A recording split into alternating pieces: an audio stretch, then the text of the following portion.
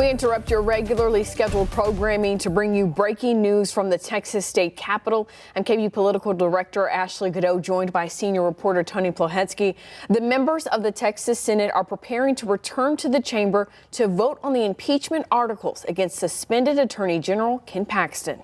We've been following this for months. In May, the Texas House of Representatives voted overwhelmingly 121 to 23 to impeach General Paxton on 20 articles that allege he misused his office to benefit Austin real estate investor Nate Paul.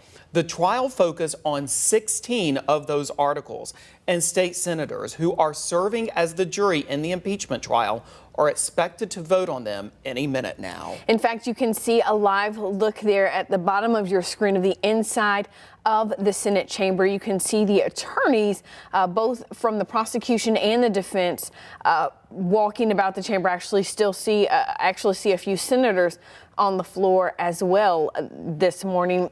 We do not yet see General Paxton. Unknown if he will be attending today, but he certainly was in the chamber yesterday, which was quite significant, Tony. Significant because the only other day he was in the Senate chamber was the first day, the Tuesday after Labor Day, when there were opening statements, and also he stood with his attorney, Tony Buzbee, as Buzbee entered the not guilty votes on Ken Paxton's behalf. So we want to talk to you about how things are going to work today, how the vote is going to work.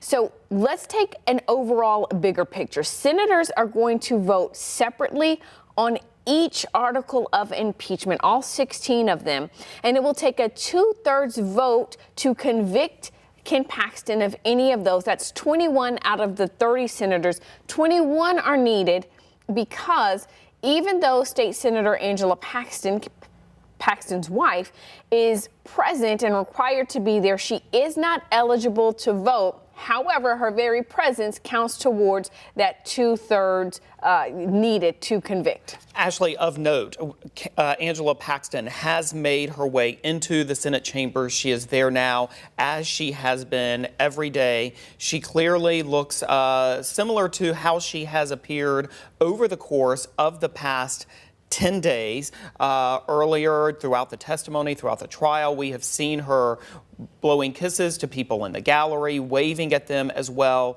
And she clearly seems to be taking on that same sort of posture this morning with this historic vote pending. Indeed, smiling. And if you follow her on Twitter, you know, she has been posting Bible verses daily, talking about the trial, you know, that they are going through, trial in the biblical sense, that her and Paxton, her husband, are going through. This is some video of her from earlier in the week. Again, you see her there smiling, walking, you know, jovial. And I think she's remained sort of stone-faced, if you will, not at all seeming concerned about the possible outcome, at least from the outside. And again, as they were reading the impeachment articles for a final time yesterday, prior to closing arguments, she had her own copy at her desk and was studying them as they went through each article line by line. So let's take you back to the rules and talk a little bit more again about how exactly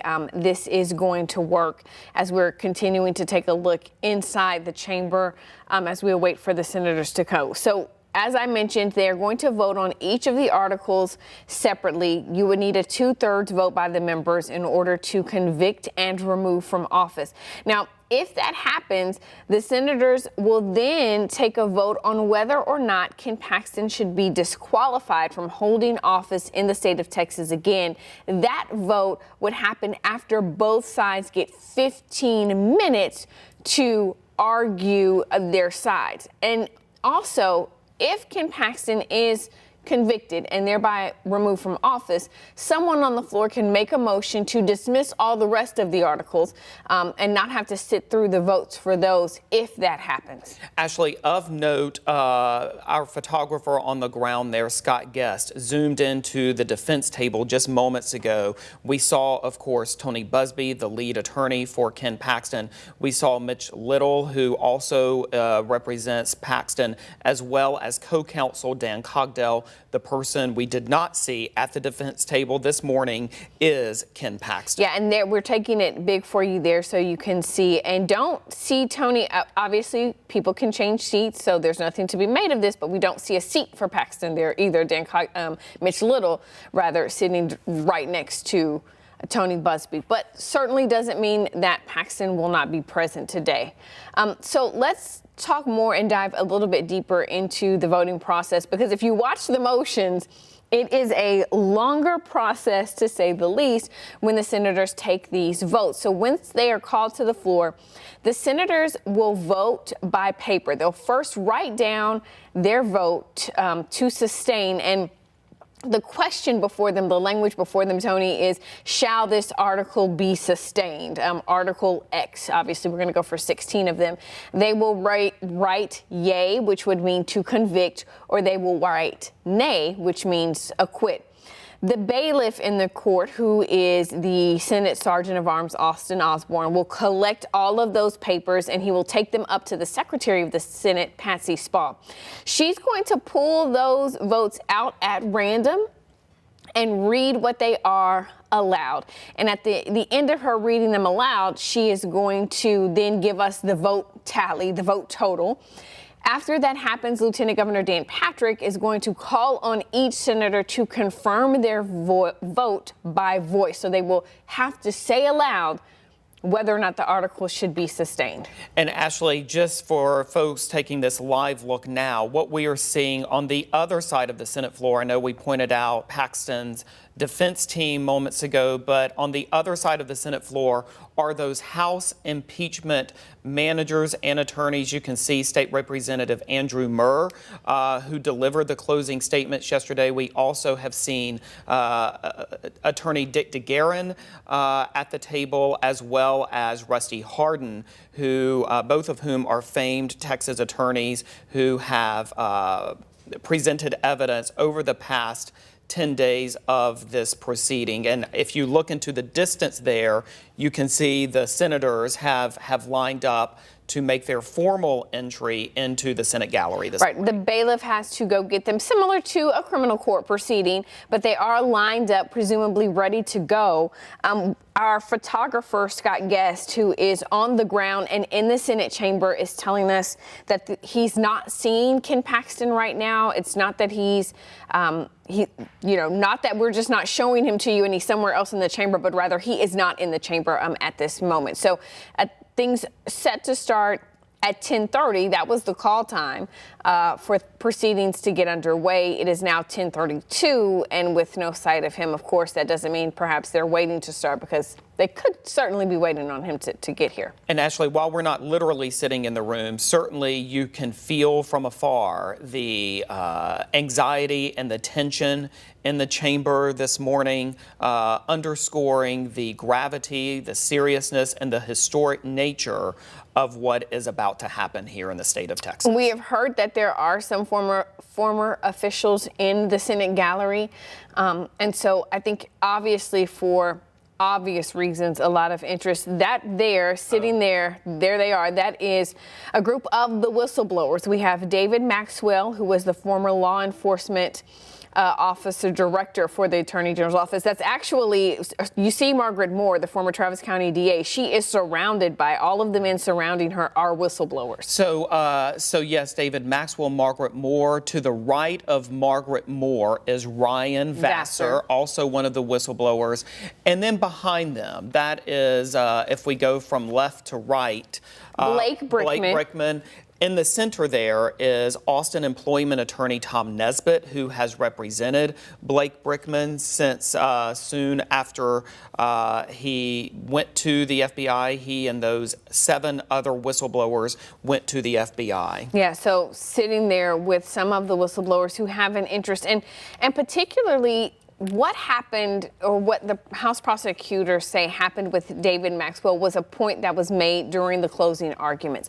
David Maxwell, if you are not familiar with the name, is a famed former Texas Ranger. In fact, he is in the Texas Ranger Hall of Fame, who went on to work for the AG's office and had worked for this state in law enforcement in some capacity for 48 years, Tony, and says he was fired unceremoniously, according to his own testimony. Unceremoniously, and given, Tony, you've explained for us how when law enforcement is, when they, either when they retire or when they are fired, how it's laid out, the categories of their employment. The state licensing agency for peace officers receive a form from the agency, the law enforcement agency employing them, and that must state, you have to check a box. The employing law enforcement agency essentially has to check a box.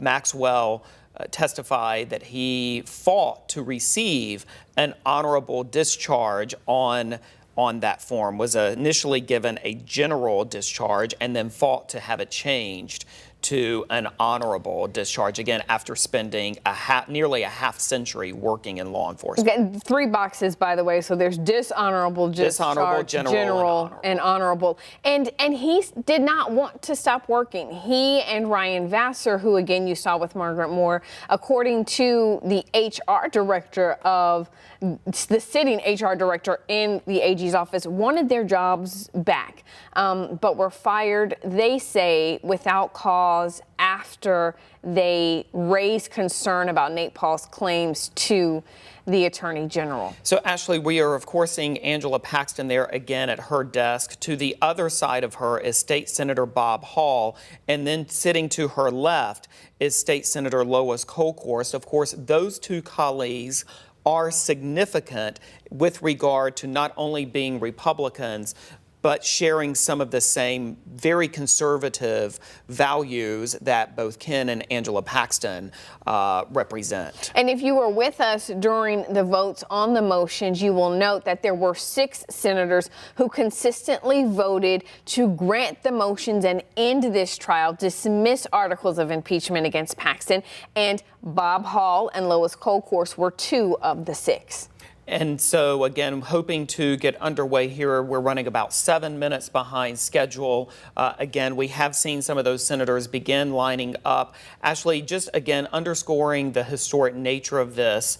This will be the first time, or has been the first time, in more than a century that a statewide elected official faces impeachment. Again, Ken Paxton could be acquitted today, allowed to immediately go back to work. He could also, even if he is found guilty on a single article, that would remove him from office, at which time, or soon after that, a second vote would be taken that would permanently ban him from ever serving in an elected position in the state of Texas. And so let's talk a bit about the votes and what it would take and the makeup of the chamber in all of this, because while it is supposed, they took an oath, politics clearly at play. So there are 31 senators in the Texas Senate, 12 Democrats, 19 Republicans. 21 votes are needed in order for a conviction in this trial. And that means if all 12 of the Democrats were to vote to convict, 9 of the 18 voting Republicans would have to side with the Democrats in order for a conviction to happen. Again, that is assuming that the Democrats were to vote to convict. And certainly that's something we're going to watch, certainly something that they spent the past roughly 7.5 hours, we'll say, that they were deliberating, just the weight and the gravity of these articles of impeachment. And one of the things that Lieutenant Governor Dan Patrick pointed out to the senators when he was giving them this charge and reading these articles very early on is that the articles are not divisible. And what he meant by that is to say, you must find Paxton guilty beyond a reasonable doubt of all of the prongs in each of these articles. And not only that you believe he is guilty of all of those things, but also that you think he should be removed from office because of those things. And so a very heavy, the gravity of this, Tony, it's not an easy vote, clearly, for these senators, or just politics at play here.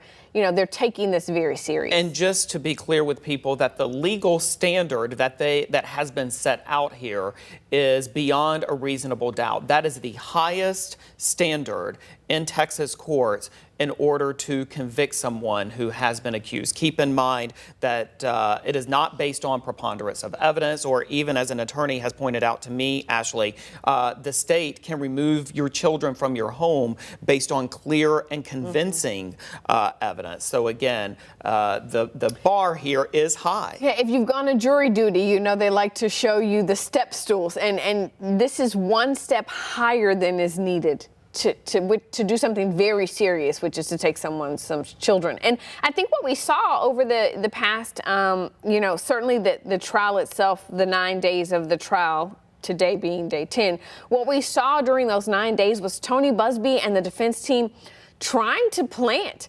seeds of doubt, certainly, to try to show that there could be justifications that were unknown to the whistleblowers as to why Paxton was taking the actions he was taking. And as we have said all along, and experts, political scientists, and legal experts closely following this case, is not only is this a factual case, it is also a political trial by which officials on both sides of the political aisle took steps to firm up how they were feeling about all of the information being presented. And just a moment ago, we saw Austin Osborne go to the microphone. I'm checking now to see if I can get some intel on what was being said. So there is a delay.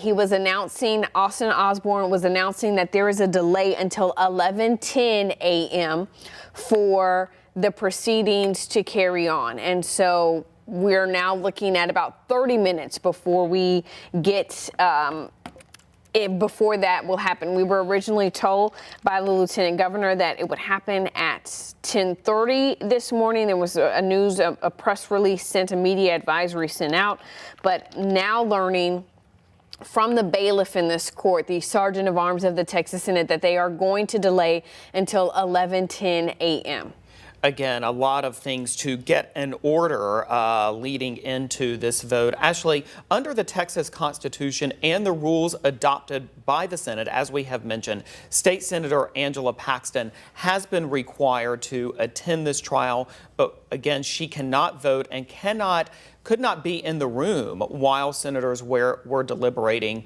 However, her presence will count toward the total number of votes needed to convict, which some people see as a vote to acquit. Speaking of Angela Paxton, this was video from earlier in the week. Again, she has been there each and every day as required, at times waving to the crowd, and at times also you could tell very much intensely listening to the testimony being provided. But Ashley, one thing to also point out is that Angela Paxton, while there was deeply personal testimony, particularly from Drew Wicker, who worked as Ken Paxton's executive aide, Angela Paxton and Ken Paxton were spared some of the most personal testimony that could have been brought to bear during this trial, and that is from a woman named Laura Olson, who worked as a Capitol staffer for State Senator Donna Campbell, who is one of the jurors,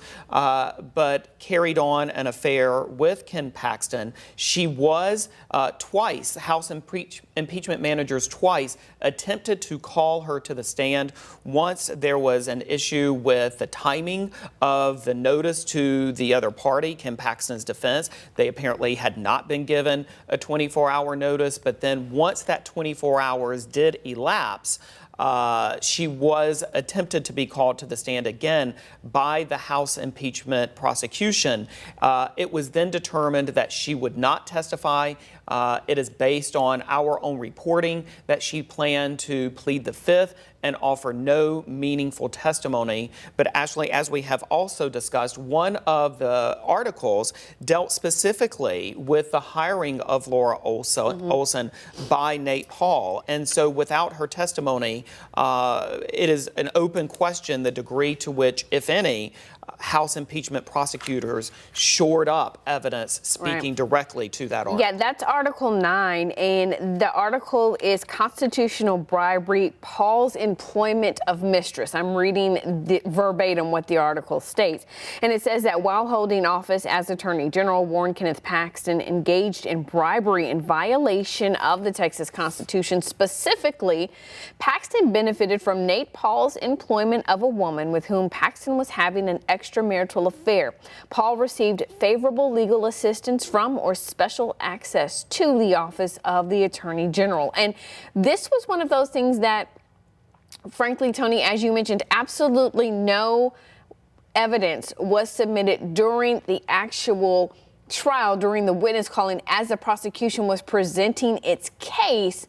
But what we did see was Andrew Murr, State Representative Andrew Murr, who is the chair of the House Board of Managers, address this directly during his closing arguments. And so what happened with that was that he said in his final arguments, he pointed to what certainly was the most salacious of details that came out, that Paul had created an Uber account, a fake Uber account for General Paxton, and he showed them receipts and told them, this is submitted into evidence. Look at this evidence that shows the Uber rides, the charts, the number of rides going from the Paxton home to Olson's apartment, and the fact that this Uber account is linked to Nate Paul's credit card.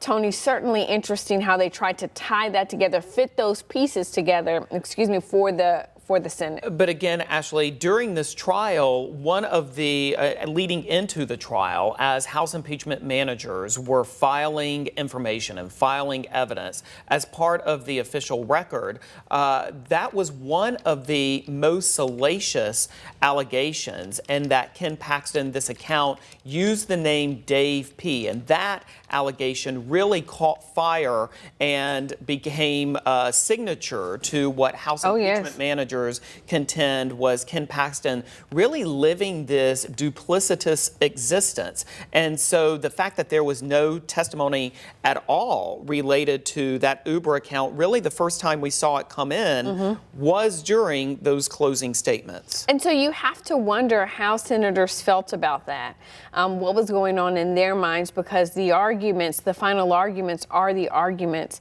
but to see no evidence of that, when certainly if you've sat in a criminal trial, there's opportunity to show how you obtain those documents, you know, an expert to talk about the data, how that data was found, that could have talked about those things and entered them into evidence with a witness, rather than them relying on the words from the prosecution in the final arguments. Let's talk a bit about those final arguments and the prosecution's strategy during this. I think it was significant. They went for 10 minutes.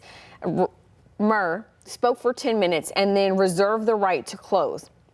That opened the door for Busby to come in and present his case. Tony Busby, Dan Goudeau, using their whole hour, going a little bit over that hour that they had to make their case.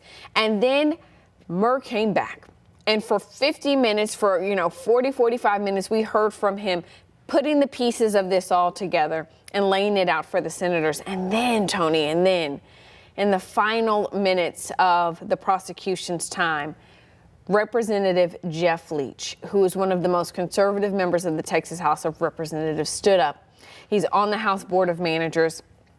He spoke directly to the conservative Republicans watching and monitoring this trial by addressing the conspiracies that have been swirling about the true intent of this trial, saying that, no one had seen what he intended to say today, that it was not written by the Bushes. There is conspiracy that this is all part of the Bush family and the Bush dynasty trying to have control in Texas. He said that he did not meet with TLR, which is another conspiracy, that Karl Rove was not sitting in his office. I mean, he spoke directly to that. And then he talked to the senators about how hard it was for him personally to take a vote to impeach someone whom he says is his friend, someone whom he says he loves, And that they did life together. They go to the same church. Go to the same church, went to Cowboys football games, went to Baylor football games. And Ashley, that testimony, that closing statement testimony,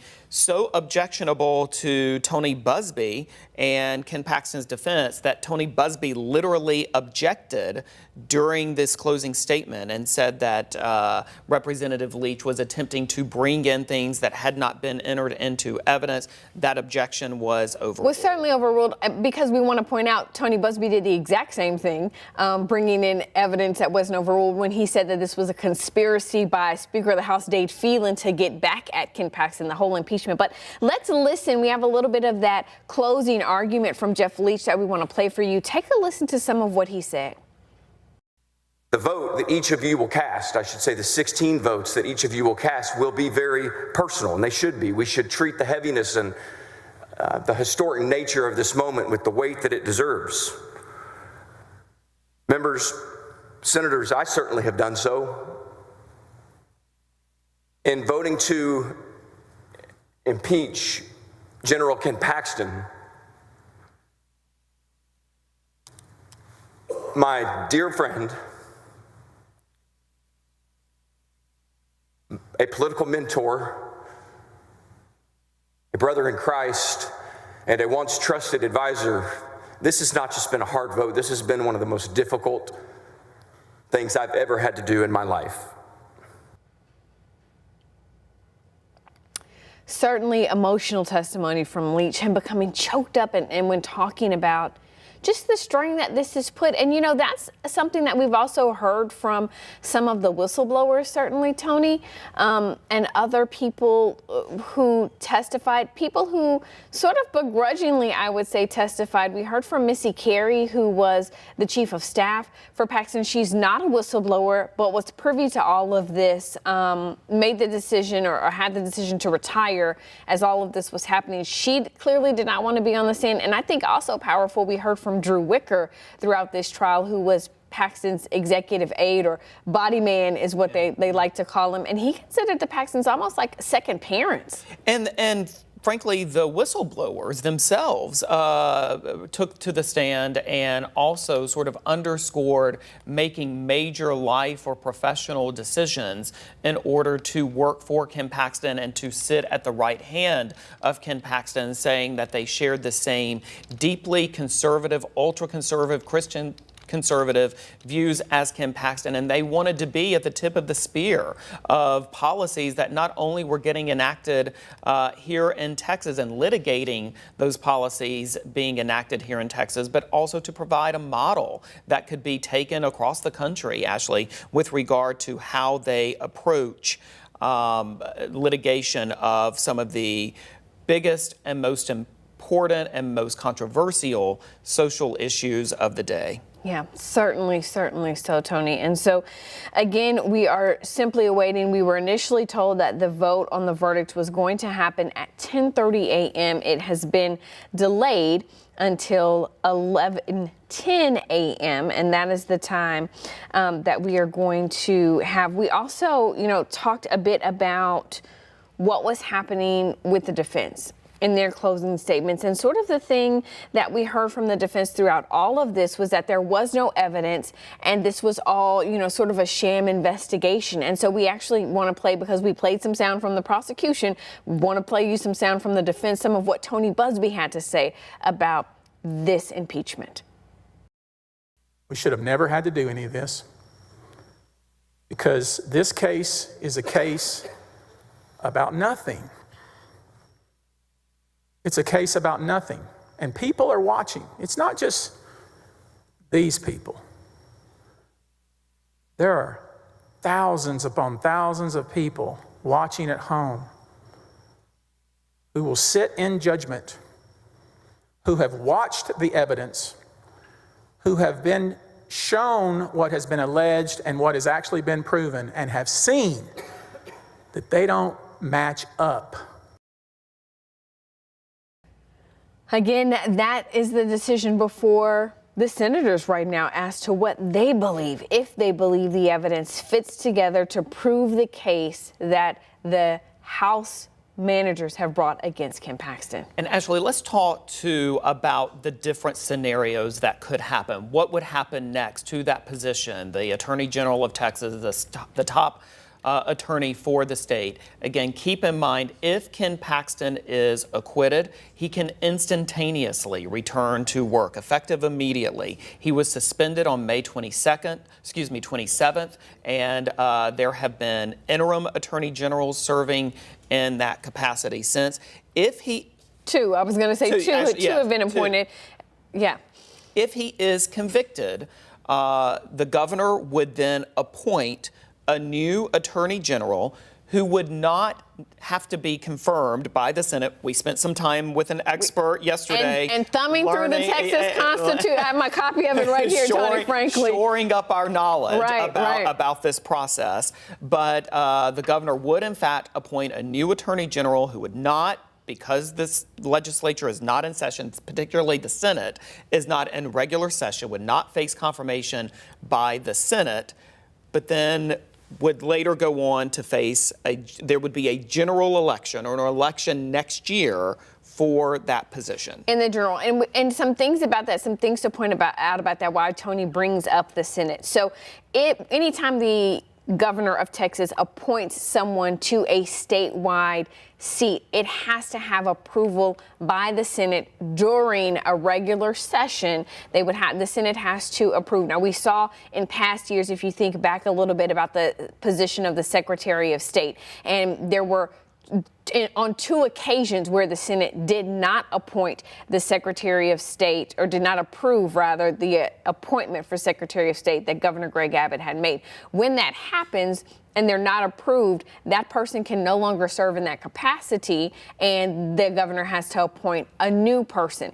However, because we will not have another regular session until 2025, despite the fact that we're going to have a special session in 2023. And this is the point that Tony and I have spent a lot of time talking to constitutional experts about.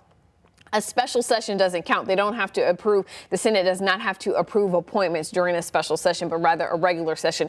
And the Constitution of Texas lays out that if the person who is appointed was elected by the people, in other words, elected by all of the voters of Texas, that the next election where that position can be permanently filled will be by a vote of the people again, which is set to happen in a general election. Did y'all get all that? It's a lot. It's a lot. Hit us up on Twitter, as they say. If you didn't get it, we'll explain it again. But just take our word for it if that were to happen. Exactly. And so, again, this is now set. The vote is now set to begin at 11:10 a.m. That's about 13 minutes from now. And we're getting a couple of questions, and so I want to take a moment to pause and clarify about the vote. I know people keep saying, well, there's only 30 senators. If you only need 2/3, that's 20, not 21. In the votes, in the rules that were approved by the senators, the Senate spent 2 days debating the rules of this trial. All of the state senators, before I go there, are required to be and to participate and be in the room, in the chamber, during the duration of this trial. That includes State Senator Angela Paxton. She is required to be there, but she is not allowed to vote, and she is not allowed to take part in the deliberations. But her very presence counts towards the total number of votes needed to convict. If you have any question, if you were watching, we saw her walk into she is present. She is there. She is doing her duty as she pledged to do. She said she was going to be there for the duration of the trial and that she was going to be there. And we've already seen her come onto the Senate floor earlier. She is there. There are 31 senators present. It will take 21 to convict. And again, Ashley, the Paxtons have grown in political popularity in the state of Texas, particularly in that North Texas region, the DFW area, Collin County, where they are from. Certainly their power and their base has continued to expand over the years. And so it will be interesting to see how that plays a role in what is about to happen here in the state of Texas. And certainly, again, the significance of what is about to happen, that there have only been 3 impeachments in Texas history, and this is the first time in more than 100 years that we've seen a statewide elected official impeached, Tony. Exactly. Again, underscoring the seriousness and the gravity of what is happening. Okay, so if you have been joining us on TV, we want to say thank you to you, but we are going to break so that you all can watch the Florida State and Boston College game. However, you can continue to watch this coverage of the impeachment trial of Attorney General on KVUE Plus, KVUE.com, and the KVUE YouTube channel. It is there that you will be able to watch the vote happen live. We'll see you right there on KVUE Plus starting now.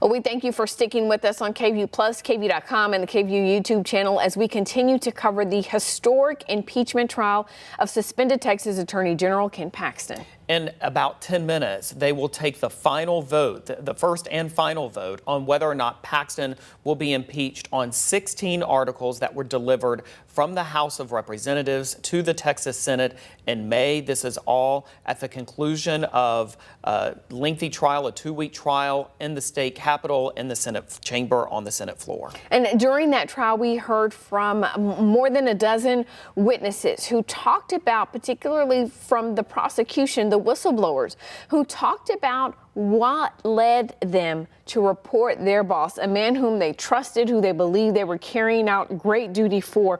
What led them to go and to report their boss to the FBI?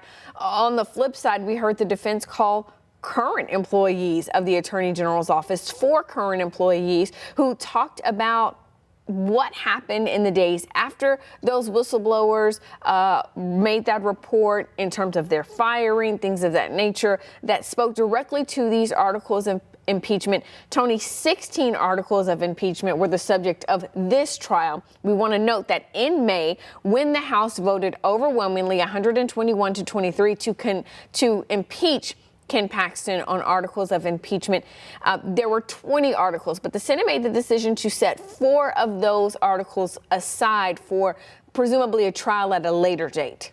And Ashley, for people who maybe are just coming into this story, the foundational question is whether or not Ken Paxton abused his office to help an Austin investor by the name of Nate Paul. Those whistleblowers allege that Ken Paxton turned the Attorney General's office into a concierge law firm to serve Nate Paul, who was under investigation by the FBI in a case that resulted in federal charges against Paul over the summer. Whether or not he then received payback for doing that in the form of allegedly a home remodel and in the form of employment for his mistress with Nate Paul's company.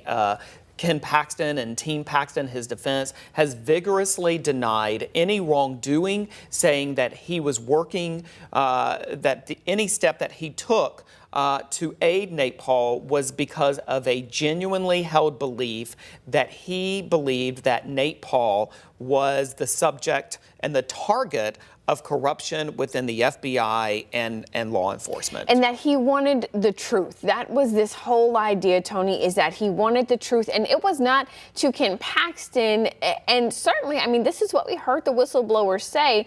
It was not out of the realm of possibility to Paxton that the federal government could do something to target an individual, that Ken Paxton himself felt like he had been wronged by law enforcement, that he had a mistrust of law enforcement. It's specifically the FBI and DPS were what came up, and that so he wanted to help this Texan, this constituent in his mind, to make sure what he believed had happened to him wouldn't happen to someone else. And that is significant in that the Attorney General of Texas is the top law enforcement officer in the state of Texas. So to sow these seeds of he had this distrust towards law enforcement is certainly an interesting factor in all of this. And so you then start to wonder, well, if he really believed what was happening, what did he really believe that the whistleblowers thought was not even remotely possible. Well, let us tell you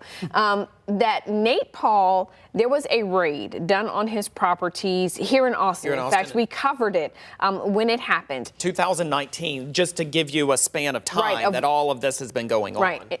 And so Nate Paul believed that those federal agents and those DPS troopers who were raiding his property were initially looking for guns and drugs, and that as they were searching, when they did not find guns and drugs 2 hours into their search, they on the spot had the search warrant changed to look into financial crimes, white-collar crimes. To fit the evidence that they did uncover in Nate Paul's house. And so that is what Ken Paxton set out to investigate. And the conspiracy, Tony, as you have pointed out throughout all of this, would have included not only the FBI agents and the DPS troopers. I mean, Nate Paul was claiming a magistrate judge, that judge's clerk, that it was a far-reaching conspiracy, essentially. Even to the point to suggest that the clerk who died in 2020 died under suspicion, and that there was foul play in this clerk's death. So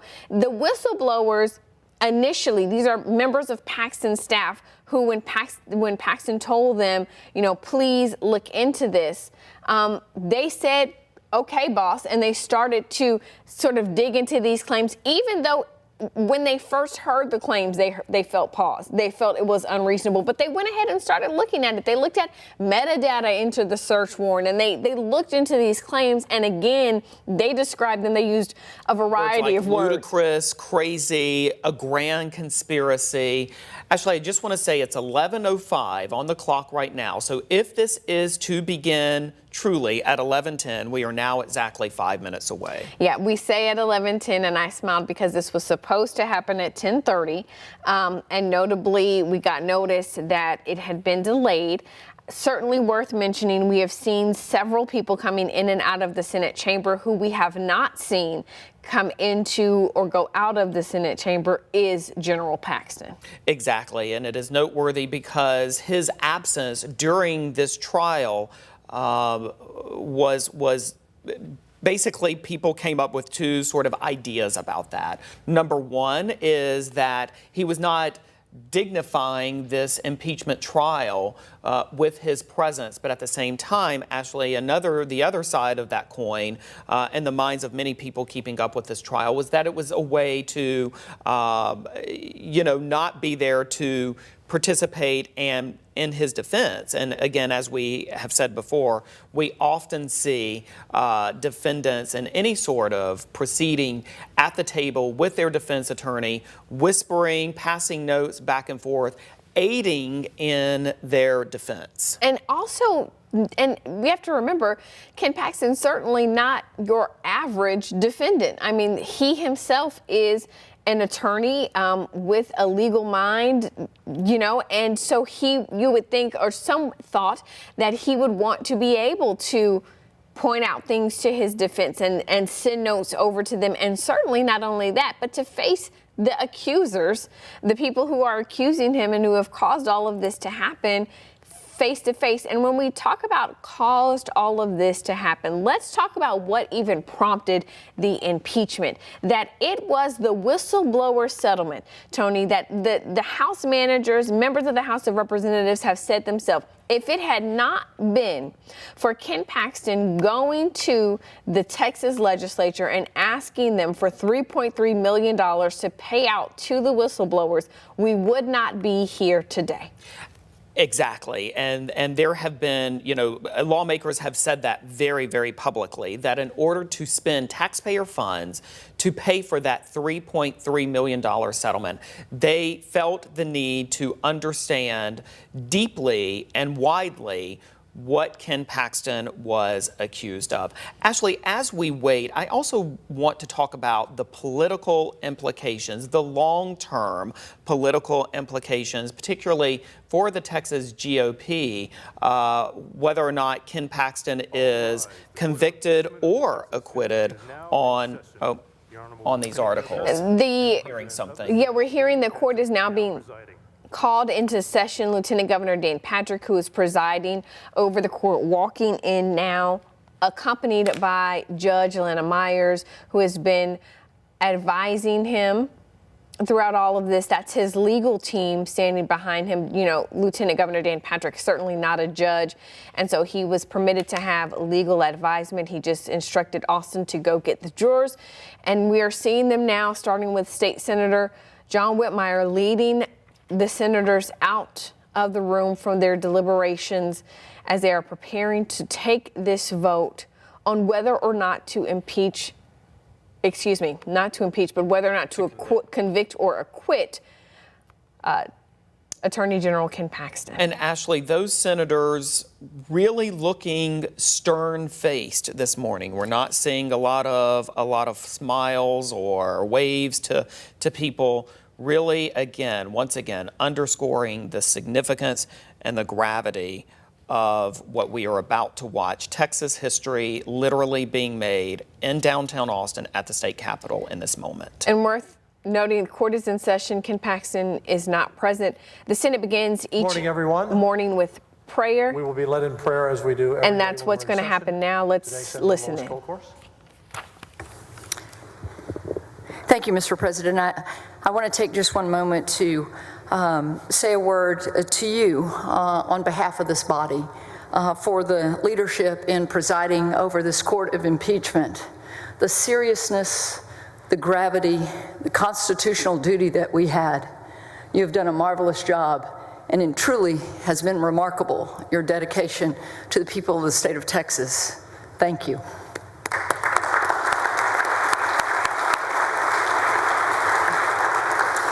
Chairman Birdwell, for all of us, thank you for your work group, your rules work group, and those that were on the rules work group, thank you so much for all that you have done. And finally, to our staff. Oh my goodness, thank you all. I know that we've thanked the Senate staff, but thank you to our staffs that have prepared us for this. Please give them room. Let us go to the Lord in prayer. Dear Lord, we come to you today with our hearts and minds turned to you. For it is written in Isaiah, "For the Lord is our judge, the Lord is our lawgiver, the Lord is our king." We have so much to be thankful for. All that you have given us, bestowed upon us, and the responsibilities that you have placed upon us. Give us wisdom, discernment, and most of all, peace, as decisions are made today. And no matter the outcome, we know that you are the Alpha and the Omega, the beginning and end, who is and who was and who is to come, the Almighty. Amen.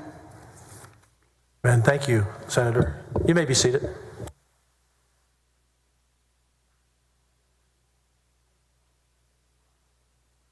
You know, to those in the gallery and those watching, many of you are unfamiliar with the Senate regular sessions, but a lot of denominations, a lot of beliefs on our Senate floor, but we pray before every session. And during the last week of session, when we're here that Sunday, we have a Bible study back there that most of the senators attend. And we come out here as we did this year. We stand in a circle and we hold each other's hands and we pray because we know who we answer to ultimately in all the things we do, all 31 members on this floor, and it helps bring us together when we deal with difficult issues.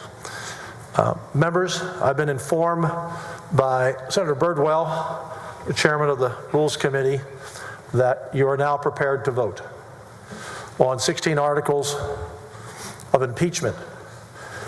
As you recall, during the pretrial motions, you will write your vote down on a piece of paper. It will be collected by the bailiffs. Our clerk, Patsy Spa, our Secretary of the Senate, is her official title, but clerk of this court. She'll read those at random. That's different than we normally vote, for everyone to know, because we normally vote in alphabetical order.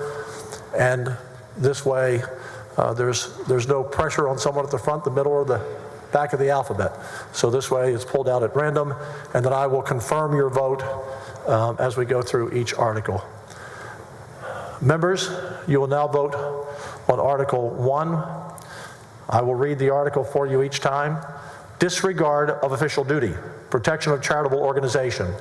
While holding office as Attorney General, Warren Kenneth Paxton violated the duties of his office by failing to act as public protector of charitable organizations as required by Chapter 123 of the Property Code.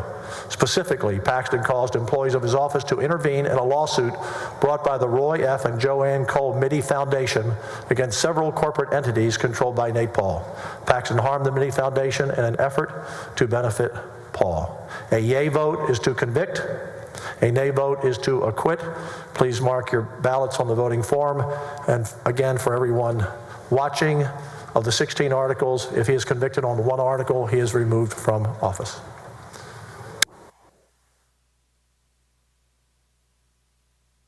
Looks like everyone has finished writing. Bailiffs, please collect the ballots.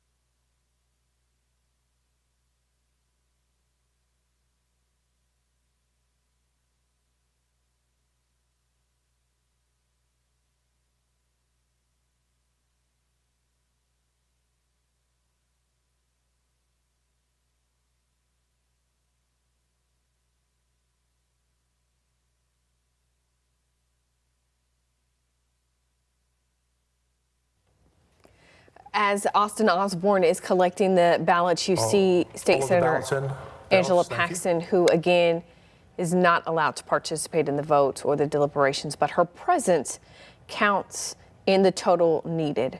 And some see that certainly as a vote of acquittal. We're now going to Patsy Spa to read the votes. Gutierrez, yay. Johnson, yay. Springer, nay. Wertner, nay. Campbell, nay. Nichols, yay.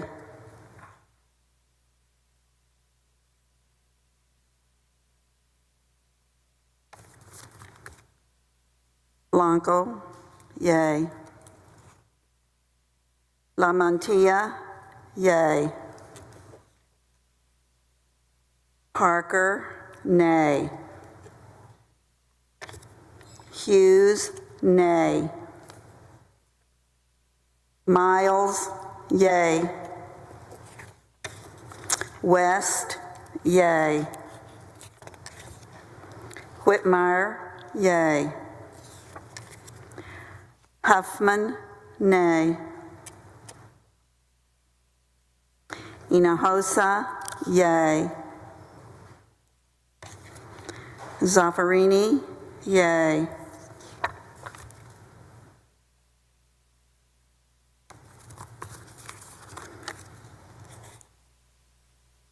Hancock, yay.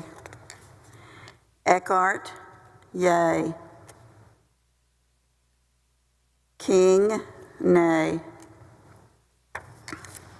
Sparks, nay. Flores, nay. Menendez, yay. Birdwell, nay.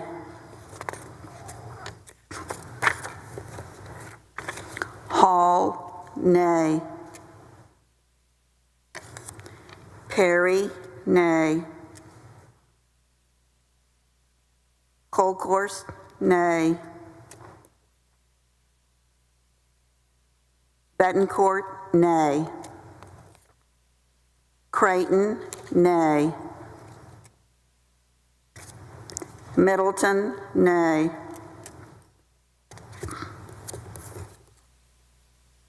Alvarado, yay.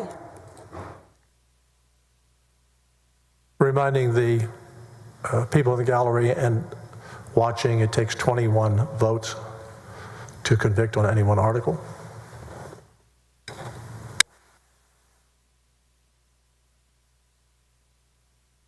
14 yeas, 16 nays. I will now confirm the votes. Alvarado? Senator Betancourt? Nay. Senator Birdwell? Nay. Senator Blanco? Nay. Senator Campbell? Nay. Senator Creighton? Nay. Senator Eckhart? Nay. Senator Flores? Nay. Senator Gutierrez? Nay. Senator Hall? Nay. Senator Hancock? Yay. Senator Hinojosa? Yay. Senator Hoffman? Senator Hughes? Senator Johnson? Senator King? Nay. Senator Colcourse? Nay. Senator LaMantia? Yay. Senator Menendez? Yay. Senator Middleton? Senator Miles? Yay. Senator Nichols? Yay. Senator Parker? Yay. Senator Perry? Yay. Senator Swertner? Yay. Senator Sparks? Yay. Senator Springer? Yay. Senator West? Yay. Senator Whitmire? Senator Zaffarani? Yay. Total 14 yeas, 16 nays. A finding of acquittal is entered as to Article 1.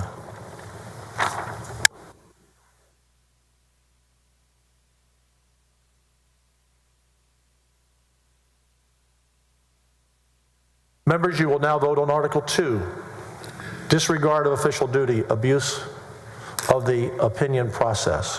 While holding office as Attorney General, Warren Kenneth Paxton misused his official power to issue written legal opinions under Subchapter C, Chapter 402 Government Code.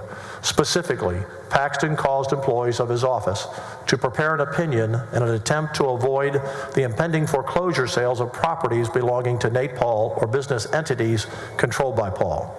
Paxton concealed his actions by soliciting the chair of a Senate committee to serve as a straw requester. Furthermore, Paxton directed employees of his office to reverse their legal conclusion for the benefit of Paul. Please fill out your forms.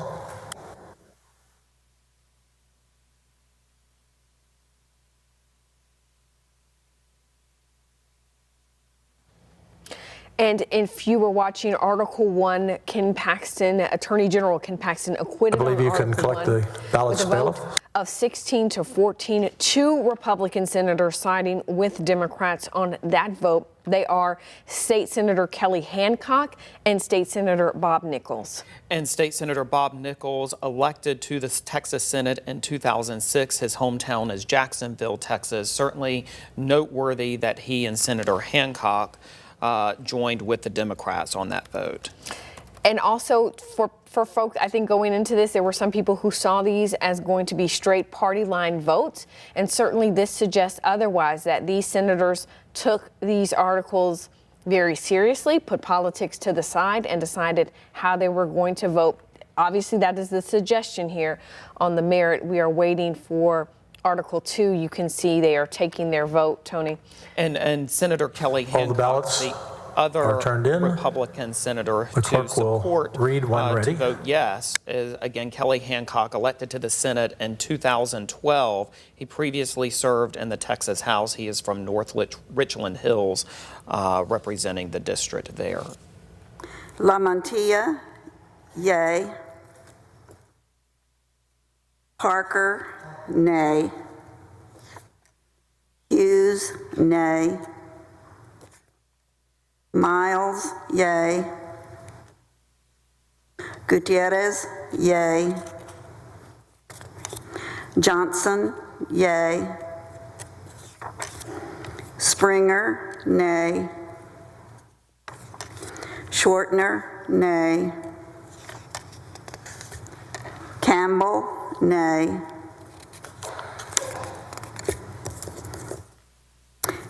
Eckhart, yay. King, nay. Sparks, nay. Flores, nay.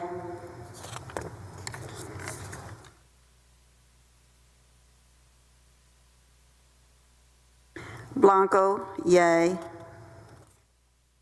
Nichols, yay. West, yay. Whitmire, yay. Huffman, nay. Hinojosa, yay. Zaffarini, yay.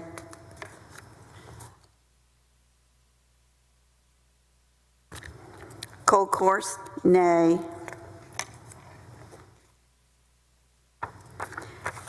Hancock, yay. Menendez, yay. Birdwell, nay. Hall, nay. Perry, nay. Betancourt, nay. Creighton, nay. Middleton, nay. Alvarado, yay.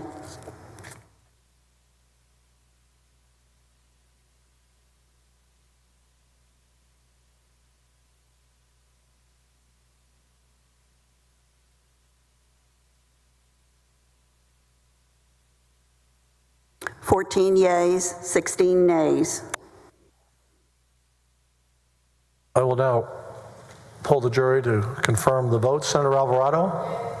Senator Betancourt? Senator Birdwell? Senator Blanco? Senator Campbell? Nay. Senator Creighton? Nay. Senator Eckhart? Yay. Senator Flores? Hey. Senator Gutierrez? Hey. Senator Hall? Hey. Senator Hancock? Senator Hinojosa? Hey. Senator Huffman? Senator Hughes? Senator Johnson? Senator King? Hey. Senator Colcourse? Senator LaMantia? Yay. Senator Menendez? Hey. Senator Middleton? Senator Miles? Senator Nichols? Hey. Senator Parker? Hey. Senator Perry? Senator Swertner? Senator Sparks? Hey. Senator Springer? Hey. Senator West? Hey. Senator Whitmire? Senator Zaffarini? There being 14 yeas, 16 nays, a finding of acquittal is entered for Article 2.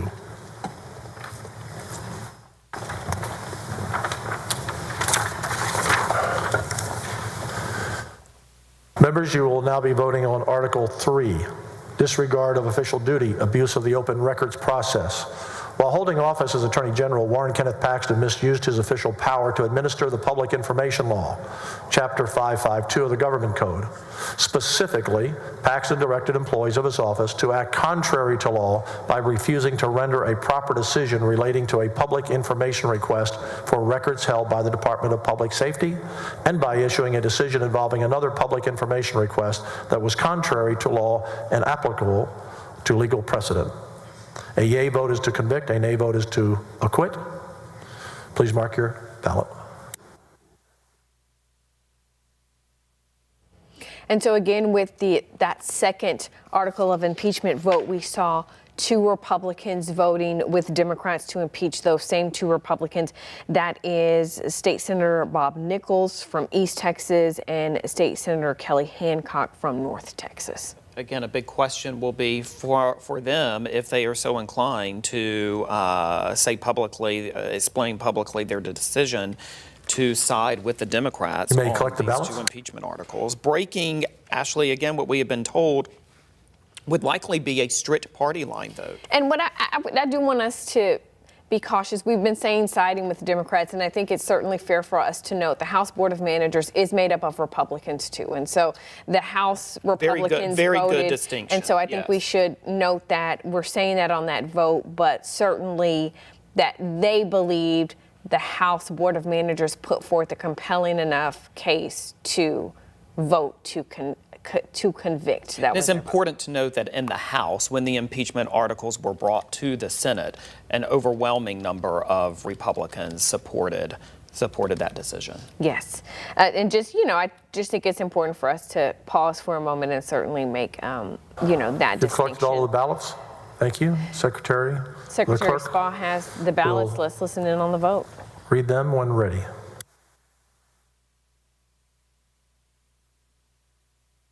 LaMantia, yay.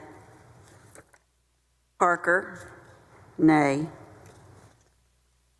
Hughes, nay. Miles, yay. Gutierrez, yay. Johnson, yay. Springer, nay. Schwartner, nay.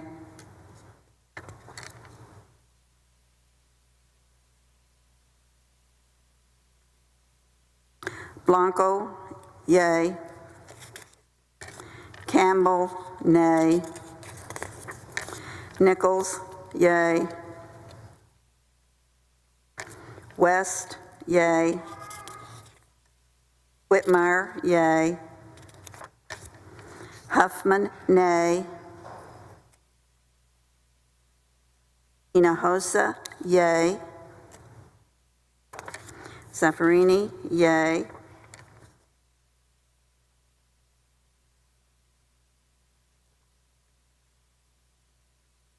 Hancock, yay.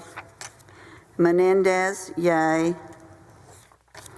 Birdwell, nay. Hall, nay. Perry, nay. Colcourse, nay.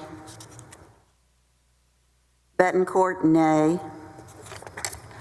Creighton, nay. Middleton, nay.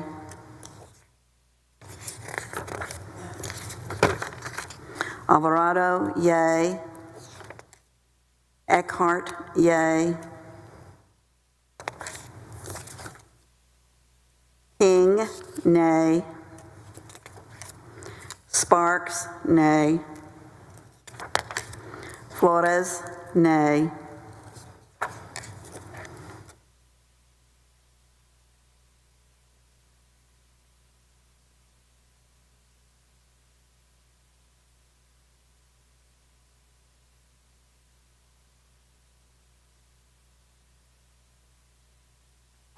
Fourteen yeas, 16 nays. I'll now confirm the voting. Senator Alvarado. Yay. Senator Betancourt. Yay. Senator Birdwell. Yay. Senator Blanco. Senator Campbell. Yay. Senator Creighton. Yay. Senator Eckhart. Yay. Senator Flores. Yay. Senator Gutierrez. Yay. Senator Hall. Yay. Senator Hancock. Senator Hinojosa. Yay. Senator Huffman. Senator Hughes. Please speak up. Okay, I can barely hear you. Senator Johnson. Yay. Senator King. Yay. Senator Colcourse. Senator LaMantia. Yay. Senator Menendez. Yay. Senator Middleton. Senator Miles. Yay. Senator Nichols. Yay. Senator Parker. Yay. Senator Perry. Senator Schwertner. Senator Sparks. Senator Springer. Senator West. Yay. Senator Whitmire. Senator Zaffarini. Yep. There being 14 ayes, 16 nays, the finding of acquittal is entered for Article 3.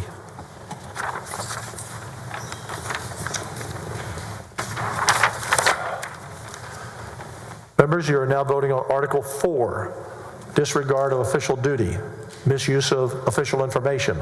While holding office as Attorney General, Warren Kenneth Paxton misused his official power to administer the Public Information Law, Chapter 552 of the Government Code.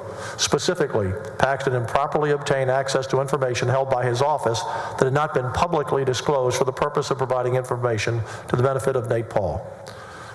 Shall this article of impeachment be sustained? A yea vote is to convict, a nay vote is to acquit. Please mark your ballots.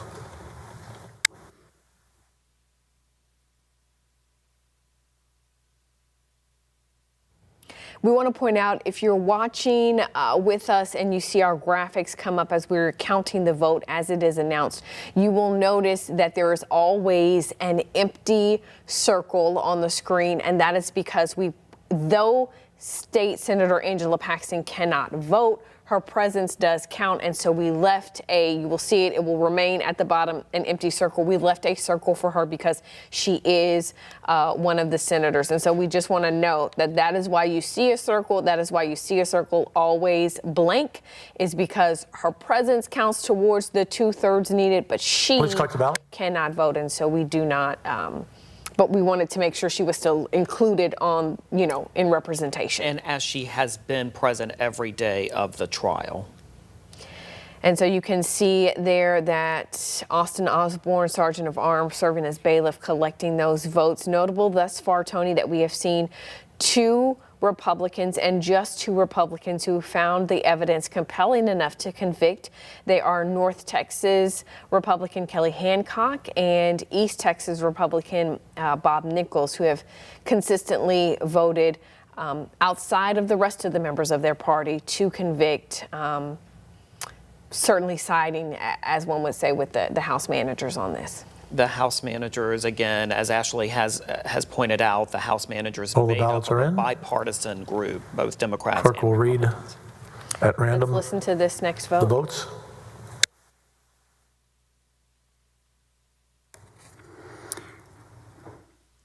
Hancock, nay. Menendez, nay.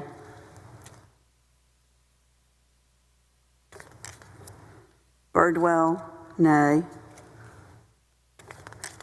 Hall, nay.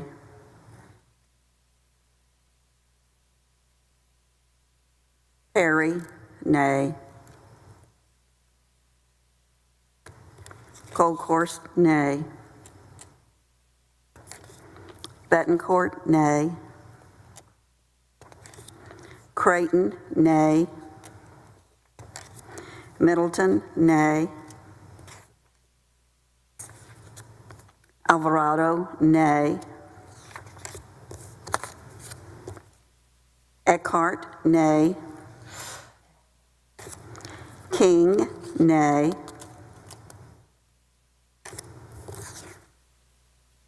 Sparks, nay.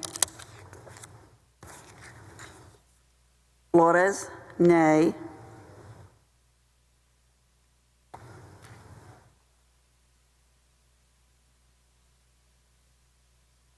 Blanco, nay. La Mantilla, nay. Parker, nay. Hughes, nay. Miles, yay. Gutierrez, yay. Johnson, nay. Springer, nay. Schwertner, nay. Campbell, nay. Nichols, nay. West, nay. Whitmire, nay. Huffman, nay. Hinojosa, nay. Zaffarini, nay.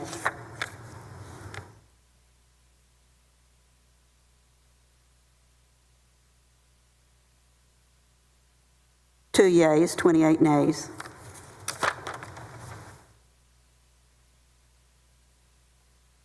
May confirm the votes. Senator Alvarado. Senator Betancourt. Nay. Senator Birdwell. Nay. Senator Blanco. Senator Campbell. Nay. Senator Creighton. Nay. Senator Eckhart. Senator Flores. Nay. Senator Gutierrez. Yay. Senator Hall. Nay. Senator Hancock. Senator Hinojosa. Nay. Senator Huffman. Senator Hughes. Nay. Senator Johnson. Nay. Senator King. Nay. Senator Colcourse. Senator LaMantia. Senator Menendez. Senator Middleton. Senator Miles. Senator Nichols. Nay. Senator Miles, did you say nay? Nay. Okay. You said yay?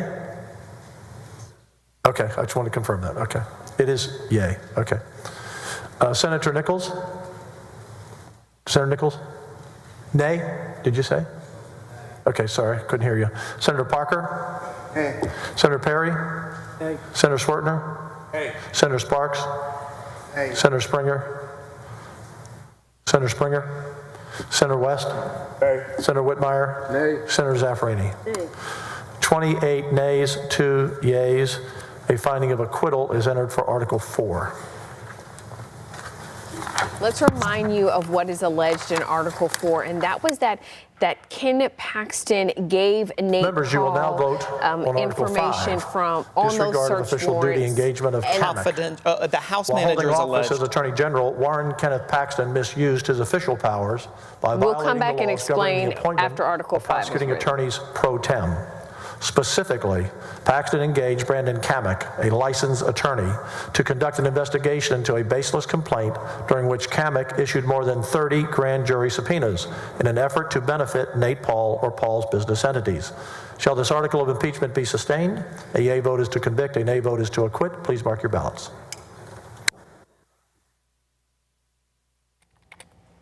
Okay, so we want to explain Article 4 and the significance of that vote. The defense stated that DPS had missed a key deadline, and that is actually why the Attorney General's office released some information, and that also it was the FBI themselves that gave Nate Paul some information as well. Again, the contention is that law enforcement records that contained information about the operation involving Nate Paul and the names of agents who participated in that search warrant who were then subject of subpoenas. correct, were wrongly disclosed to Nate Paul.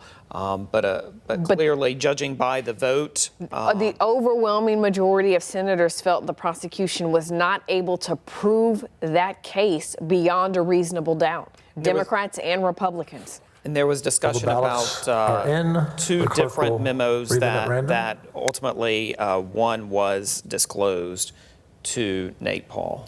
Let's listen to the vote on Article 5 now.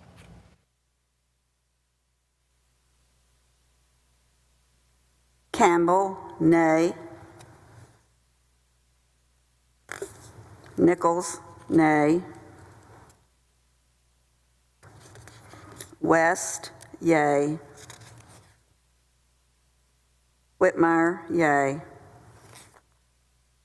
Huffman, nay. Hinojosa, yay.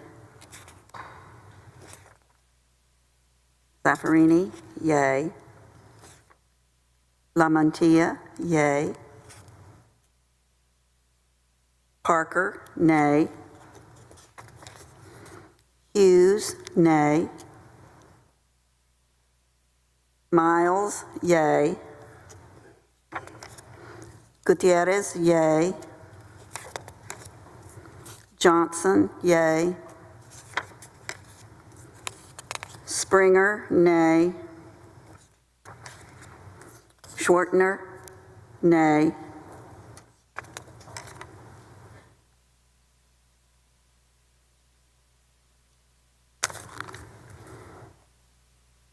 Hancock, yay. Menendez, yay.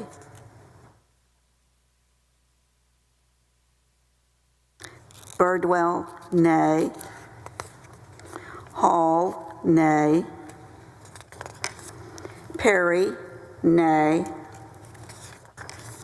Colkhorst, nay. Betancourt, nay. Creighton, nay. Middleton, nay. Alvarado, yay. Eckhart, yay. King, nay. Sparks, nay. Flores, nay. Blanco, yay.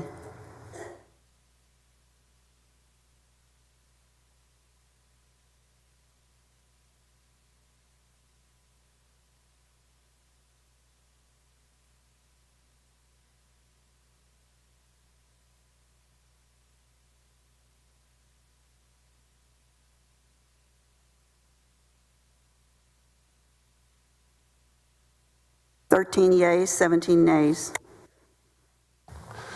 I'll confirm the votes. Senator Alvarado. Yay. Senator Betancourt. Nay. Senator Birdwell. Nay. Senator Blanco. Senator Campbell. Yay. Senator Creighton. Nay. Senator Eckhart. Yay. Senator Flores. Nay. Senator Gutierrez. Nay. Senator Hall. Nay. Senator Hancock. Senator Hinojosa. Nay. Senator Huffman. Senator Hughes. Senator Johnson. Nay. Senator King. Senator King. Nay. Senator Colcourse. Senator LaMantia. Yay. Senator Menendez. Senator Middleton. Senator Miles. Senator Nichols. Nay. Senator Parker. Nay. Senator Perry. Senator Swertner. Nay. Senator Sparks. Senator Springer. Nay. Senator West.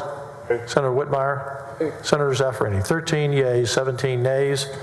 A finding of acquittal is entered for Article 5. Again, State Senator Kelly Hancock saying that the House presented enough evidence to show. Members, you will now be that- voting on Article 6, disregard of official duty, termination of whistleblowers. While holding office as Attorney General, Warren Kenneth Paxton violated the duties of his office by terminating and taking adverse personal action against employees of his office in violation of this state's whistleblower law, Chapter 554 of the Government Code. Specifically, Paxton terminated employees of his office who made good faith reports in his unlawful actions to law enforcement authorities. Paxton terminated the employees without good cause or due process and in retaliation for reporting his illegal acts and improper conduct. Furthermore, Paxton engaged in a public and private campaign to impugn the employees' professional reputations or prejudice their future employment. Shall this article of impeachment be sustained? A yea vote is to convict, a nay vote is to acquit. Please mark your ballots. As we are looking at some of the whistleblowers there, three pick of up the them. ballots? That is at the bottom left. That is David Maxwell, who is a famed former Texas Ranger, was the director of law enforcement for the Office of Attorney General. Sort of in the middle, in the top, is Blake Brickman, who was one of Paxton's top aides. And one of the key whistleblowers in this case. We also want to point out that sitting next to David Maxwell is former Travis County District Attorney Margaret Moore. And Ryan Vassar is the third whistleblower there, seated next to the right. He's the gentleman in the light blue shirt and the maroon tie, who was also one of Paxton's top aides. So three of the whistleblowers there present to watch this vote in particular. Austin and Matt, you've collected all the ballots. The Secretary will read them at random.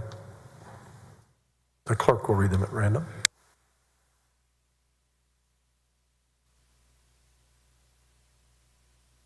Campbell, nay. Schwartner, nay. Springer, nay. Johnson, yay. Gutierrez, yay. Miles, yay.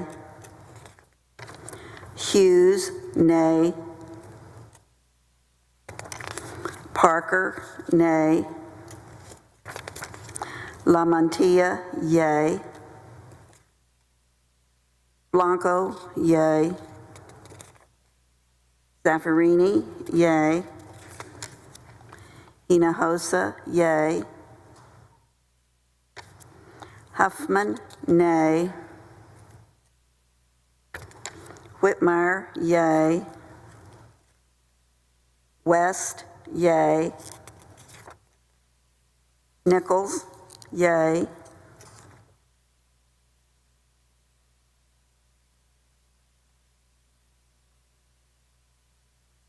Hancock, yay. Menendez, yay. Birdwell, nay. Hall, nay. Perry, nay. Colcourse, nay.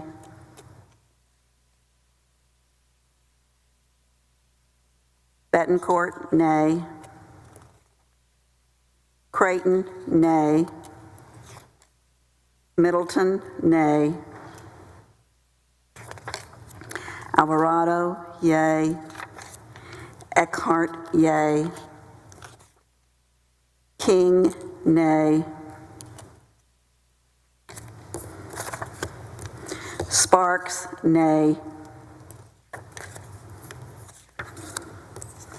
Flores, nay.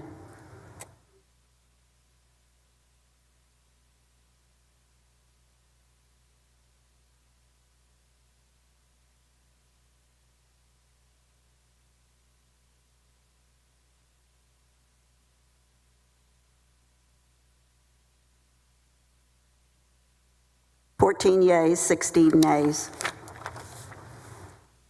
We'll confirm the vote. Senator Alvarado? Yay. Senator Betancourt? Nay. Senator Burtonwell? Nay. Senator Blanco? Nay. Senator Campbell? Nay. Senator Creighton? Nay. Senator Eckhart? Senator Flores? Nay. Senator Gutierrez? Yay. Senator Hall? Nay. Senator Hancock? Senator Hinojosa? Nay. Senator Huffman? Senator Hughes? Senator Johnson? Yay. Senator King? Nay. Senator Colcourse? Senator LaMantia? Yay. Senator Menendez? Yay. Senator Middleton? Senator Miles? Senator Nichols? Yay. Senator Parker? Yay. Senator Perry? Senator Swertner? Yay. Senator Sparks? Yay. Senator Springer? Yay. Senator West? Yay. Senator Whitmire? Yay. Senator Zaffarani. There being 14 yeas and 16 nays, a finding of acquittal is entered for Article 6.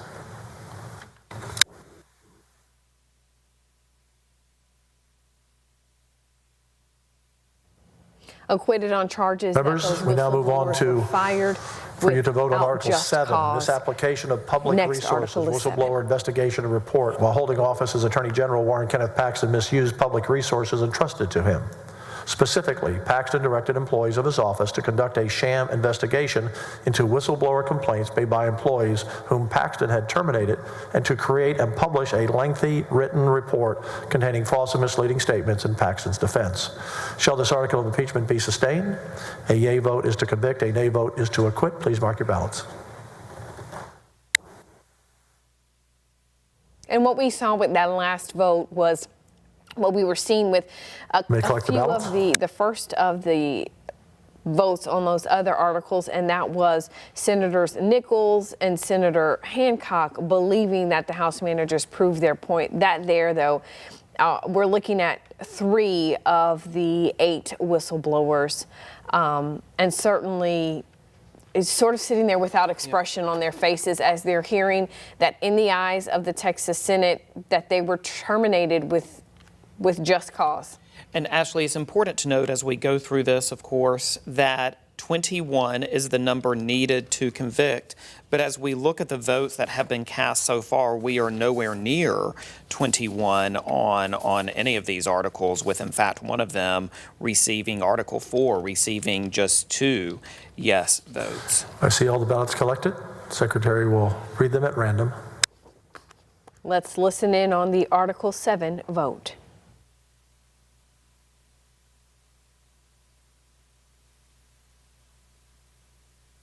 Senator Springer, nay. Senator Swertner, nay. Senator Campbell, nay. Senator Nichols, yay. Senator West, yay. Senator Whitmire, yay. Senator Huffman, nay. Senator Hinojosa, yay. Senator Zaffarani, yay. Senator Blanco, yay. Senator LaMantia, yay. Senator Parker, nay. Senator Hughes, nay. Senator Miles, yay. Senator Gutierrez, yay. Senator Johnson, yay.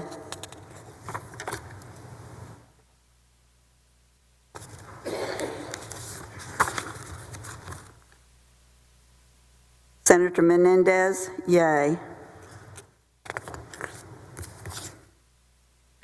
Senator Birdwell, nay. Senator Hall, nay. Senator Perry, nay. Senator Colcourse, nay.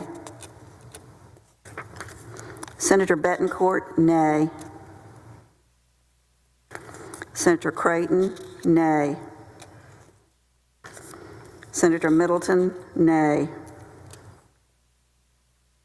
Senator Alvarado, yay. Senator Eckhart, yay. Senator King, nay. Senator Sparks, nay. Senator Flores, nay.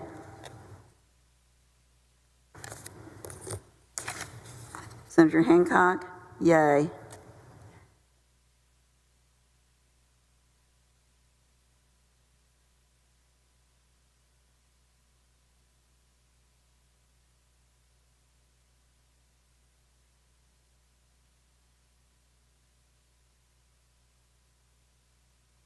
Fourteen yeas, 16 nays. I'll poll the jury to be sure to confirm the vote. Senator Alvarado? Nay. Senator Betancourt? Nay. Senator Birdwell? Nay. Senator Blanco? Senator Campbell? Nay. Senator Creighton? Nay. Senator Eckhart? Nay. Senator Flores? Nay. Senator Gutierrez? Nay. Senator Hall? Nay. Senator Hancock? Senator Hinojosa? Nay. Senator Huffman? Nay. Senator Hughes? Senator Johnson? Nay. Senator King? Nay. Senator Colcourse? Senator LaMantia? Nay. Senator Menendez? Nay. Senator Middleton?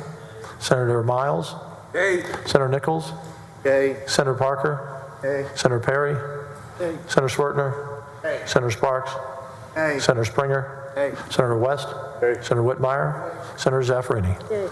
14 ayes, 16 nays. A finding of acquittal is entered as to Article 7.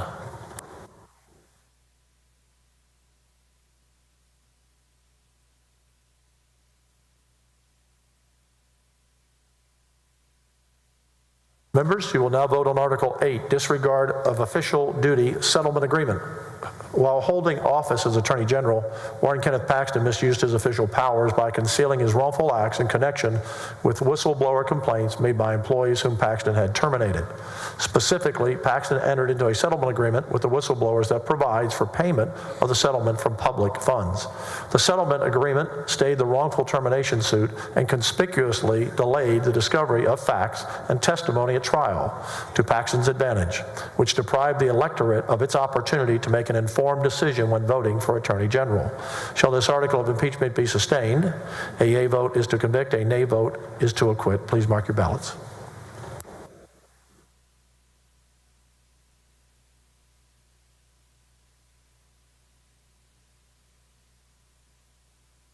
You may pick up the ballots.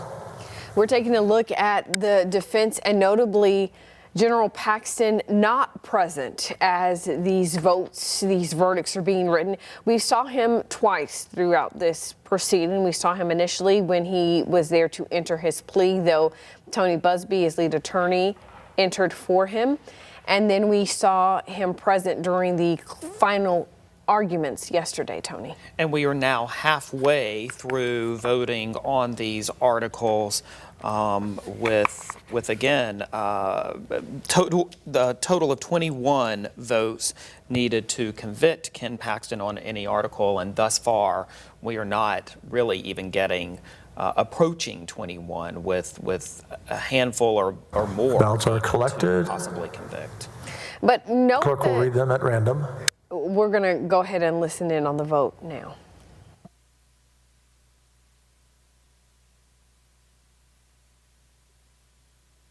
Senator Gutierrez, yay. Senator Johnson, nay. Senator Springer, nay. Senator Swertner, nay. Senator Campbell, nay. Senator Nichols, yay. Senator West, yay. Senator Whitmire, yay. Senator Huffman, nay. Senator Hinojosa, yay. Senator Zaffirini, nay. Senator Blanco, yay. Senator LaMantia, nay. Senator Parker, nay. Senator Hughes, nay. Senator Miles, nay.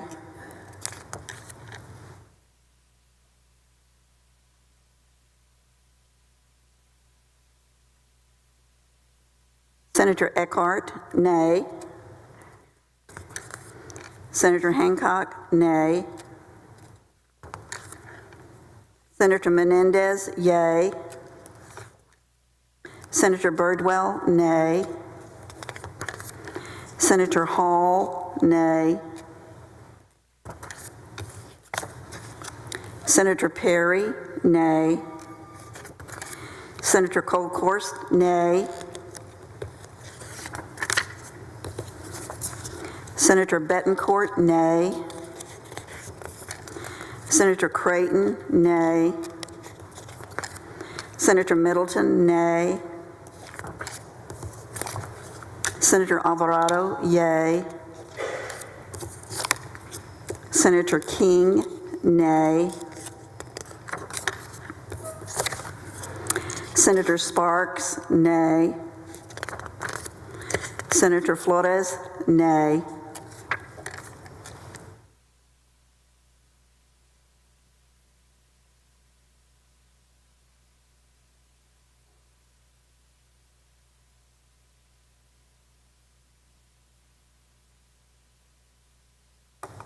Eight yeas, 22 nays.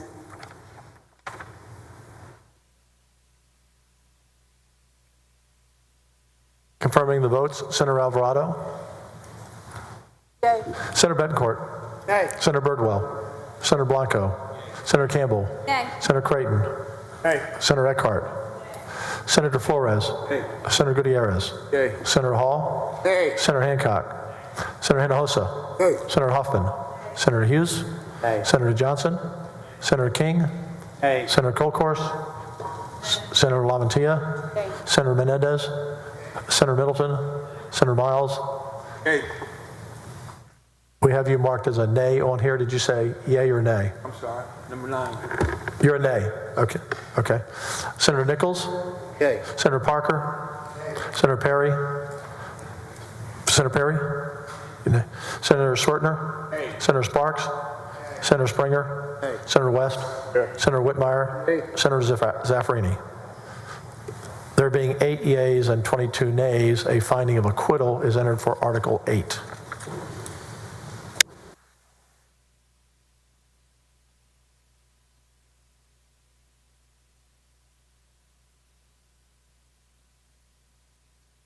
Members, you will now vote on Article 9, constitutional bribery, Paul's employment of mistress. While holding office as Attorney General, Warren Kenneth Paxton engaged in bribery in violation of Section 41, Article 16, Texas Constitution. Specifically, Paxton benefited from Nate Paul's employment of a woman with whom Paxton was having an extramarital affair. Paul received favorable legal assistance from or specialized access to the office of the Attorney General. Shall this article of impeachment be sustained? A yea vote is to convict, a nay vote is to acquit. Please mark your voting form.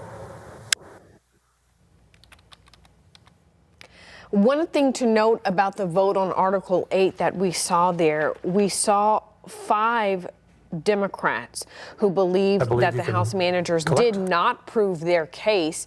We saw one Republican, if we're talking about party flip over, one Republican who thought that that case was proven, and so seeing that vote with 8 to 22. This particular article that we're on now, Article 9, we heard no witness testimony about this article at all. And yet it's noteworthy that in the court of public opinion and in terms of public interest in Ken Paxton and his conduct, the mistress and allegations concerning her employment actually really gathered a lot of interest and steam. Employment, a job that she holds with World Class Holdings to this day, that was brought up in final arguments that she is still employed by Nate Paul's company, and they were pointed to documents rather than witness testimony. Let's listen in on the vote now.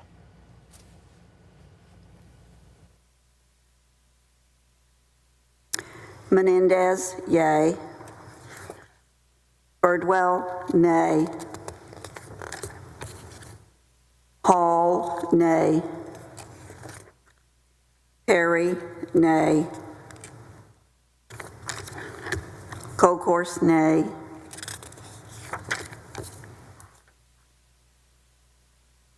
Betancourt, nay.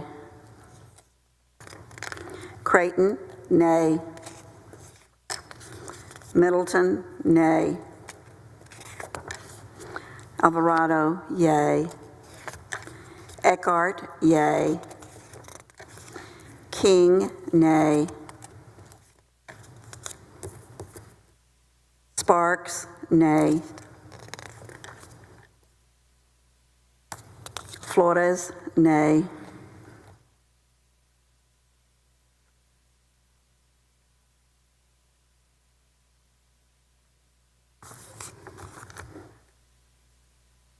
Hancock, nay. Blanco, yay. Lamantia, yay. Parker, nay. Hughes, nay. Miles, yay. Gutierrez, yay. Johnson, yay. Springer, nay. Schwertner, nay. Campbell, nay. Nichols, nay. West, yay. Whitmire, yay. Huffman, nay. Hinojosa, yay. Saffarini, yay.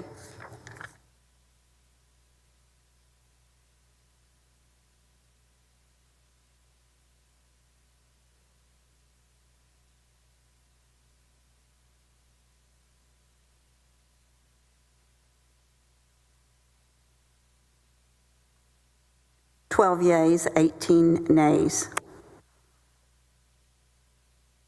Confirming the vote, Senator Alvarado, Senator Betancourt, Senator Birdwell, Senator Blanco, Senator Campbell, Senator Creighton, Senator Eckhart, Senator Flores, Senator Gutierrez, Senator Hall, Senator Hancock, Senator Hinojosa, Senator Huffman, Senator Hughes, Senator Johnson, Senator King, Senator Colcourse, Senator Lamantia, Senator Menendez, Senator Middleton, Senator Miles, Senator Nichols, Senator Parker, Senator Perry, Senator Schwertner, Senator Sparks, Senator Springer, Senator West, Senator Whitmire, Senator Zaffarini.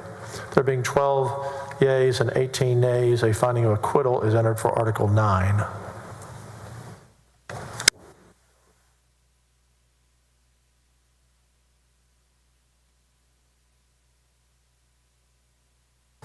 We have 16 total articles to vote on. We are now on Article number 10.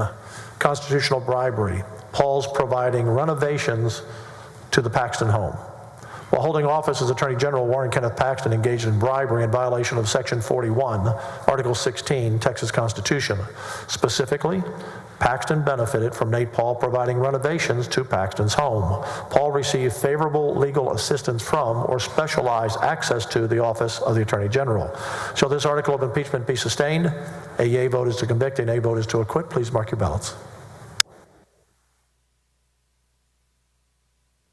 Just a note about that Article 9, during his final arguments, Representative Murr pointed the senators to look at certain documents that were submitted into evidence, and because we heard no testimony on whether or not Paul had employed Laura Olson, certainly interested to know what could have been in that evidence, Tony. And just as a reminder, the House impeachment managers attempted to call Laura Olson twice to obtain testimony from her, but our information is that she planned to plead the Fifth.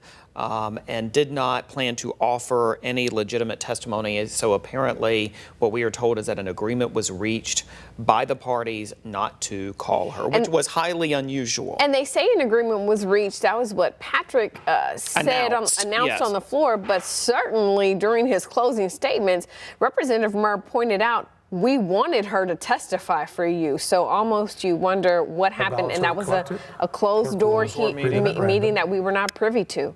We're now hearing the vote on Article 10, constitutional bribery, dealing with the Paxton home renovation. Let's listen in. Senator Springer, nay.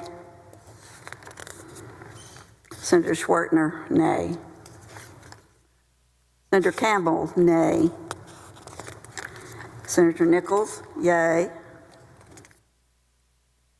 Senator West, yay. Senator Whitmire, yay. Senator Huffman, nay. Senator Hinojosa, yay.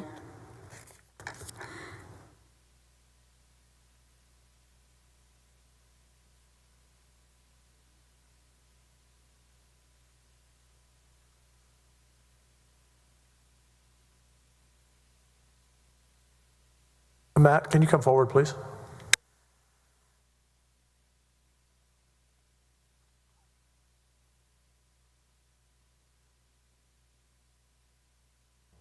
Matt is one of the sergeant. This ballot was not marked, Senator Zaffirini, so we're going to return it to you. This is Article 10. Stating Senator Judith Zaffirini, who I want to note has never missed a vote in the Senate during her entire time being a senator. Since you have recorded 72,000 consecutive ballots there it is. And votes since the mid-'80s as a senator, I didn't want you to miss one. Looking out for you. Senator Zaffirini, yay. Senator Blanco, yay. Senator LaMantia, yay. Senator Parker, nay. Senator Hughes, nay. Senator Miles, yay. Senator Gutierrez, yay. Senator Johnson, yay.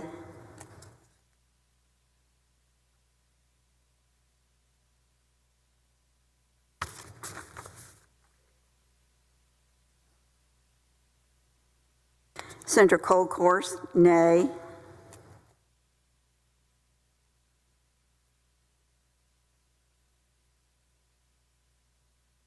Senator Betancourt, nay. Senator Creighton, nay. Senator Middleton, nay. Senator Alvarado, yay. Senator Eckhart, yay. Senator King, nay. Senator Sparks, nay.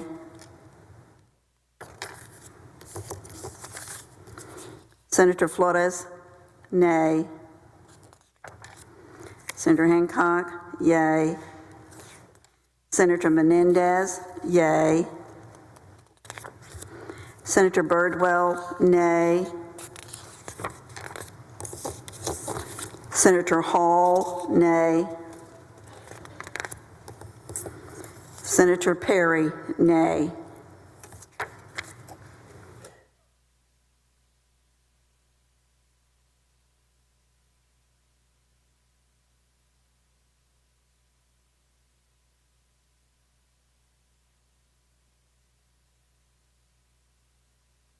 (14 yeas, 16 nays).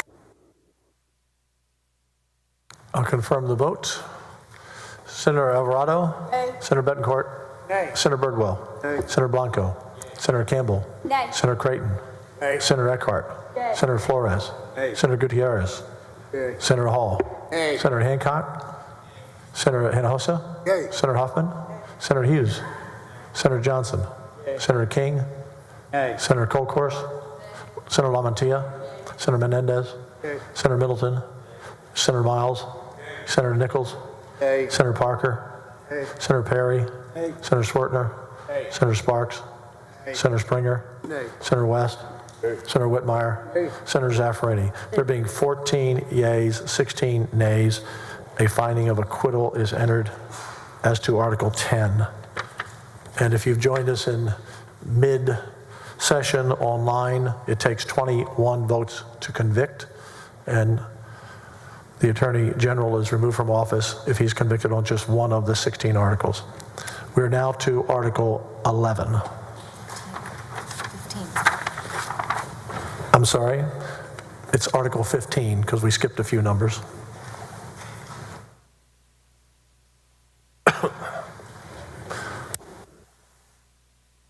Excuse me. False statements in official records, whistleblower response report. This is Article 15. While holding office as Attorney General, Warren Kenneth Paxton made false or misleading statements in official records to mislead both the public and public officials. Specifically, Paxton made or caused to be made multiple false or misleading statements in a lengthy written report issued by his office in response to whistleblower allegations. Shall this article of impeachment be sustained? A yea vote is to convict, a nay vote is to acquit. Please mark your voting form. And so if you are watching, you've heard a few votes, 14, 16, and routinely we have seen two Republican senators, State Senator Kelly Hancock from North Texas and State Senator Robert Nichols from East Texas, who have believed, in their opinion, that the House managers proved their case in these articles. But the majority of the Republican senators overwhelmingly voting to acquit. Certainly a historic day as we are pick up the literally ballots? watching Texas history in the making. Angela Paxton continues to be in the Senate chamber. We've seen her taking notes and watching intensely. But again, Attorney General Ken Paxton not in the crowd, and no word for that matter where he is or has been during the pendency of this proceeding. This is the 10th day now. A proceeding that was delayed. This was set to happen at 10:30 this morning, then pushed back until 11:10. And again, Tony, to your point, no word from him about where he has been or where he is. Should he be acquitted on all 16 articles, All Ken ballots Paxton are in. could return to Clerk work will effective read them at immediately. random. Let's listen.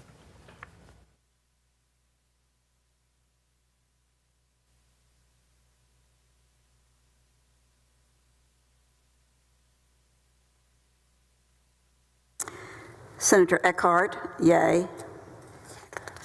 Senator King, nay. Senator Sparks, nay. Senator Flores, nay. Senator Hancock, yay. Senator Menendez, yay. Senator Birdwell, nay. Senator Hall, nay. Senator Perry, nay. Senator Colcourse, nay. Senator Betancourt, nay. Senator Creighton, nay. Senator Middleton, nay. Senator Alvarado, yay.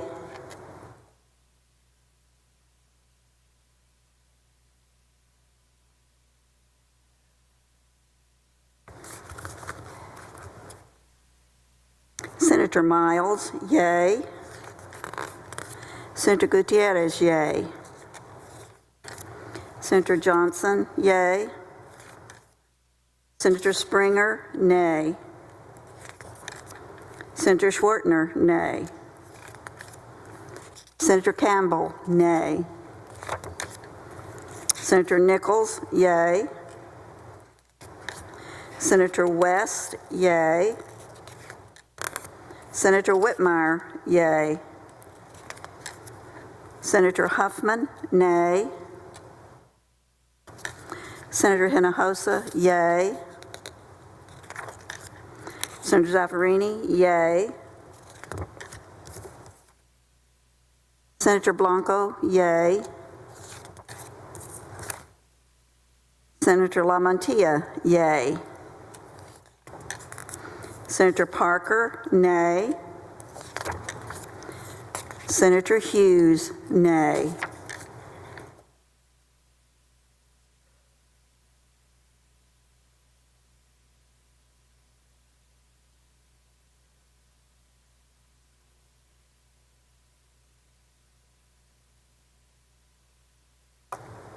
Fourteen yeas, 16 nays.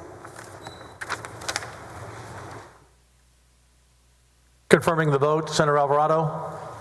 Yay. Senator Betancourt. Yay. Senator Birdwell. Senator Blanco. Yay. Senator Campbell. Yay. Senator Creighton. Yay. Senator Eckhart. Senator Flores. Yay. Senator Gutierrez. Yay. Senator Hall. Yay. Senator Hancock. Senator Hinojosa. Senator Huffman. Senator Hughes. Senator Johnson. Yay. Senator King. Yay. Senator Colcourse. Senator LaMantia. Senator Menendez. Yay. Senator Middleton. Senator Miles.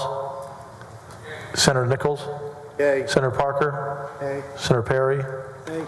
Senator Schwartner. Yay. Senator Sparks. Yay. Senator Springer. Senator West. Yay. Senator Whitmire. Senator Zaffarini. There being 14 yeas and 16 nays, the finding of acquittal is entered for Article 15.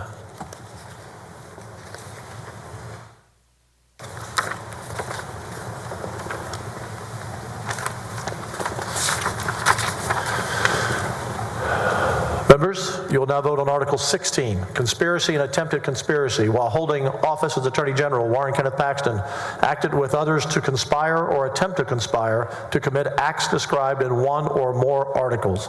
Shall this article of impeachment be sustained? A yea vote is to convict, a nay vote is to acquit. Please mark your ballots.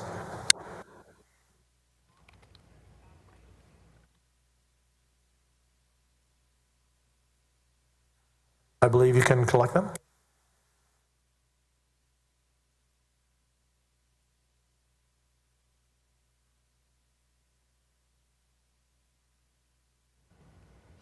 The final four articles that we are going to hear are what we refer to as the catch-all articles. These are articles that surmise if the senators believe Paxton is guilty of something that is in these articles, then they must. A broad position that Right. he brought the office into public shame. That's actually Article 20. That's the language in Article 20. And so these are a little more broad, and that's why we call them catch-alls compared to the specific allegations that are listed in the other articles that we have heard thus far. And so we are continuing to see All a vote. the ballots and are it will be in. interesting because Clerk will read them. granted, it would seem the majority of Republicans don't think he has committed any of these acts. Let's listen to the vote now.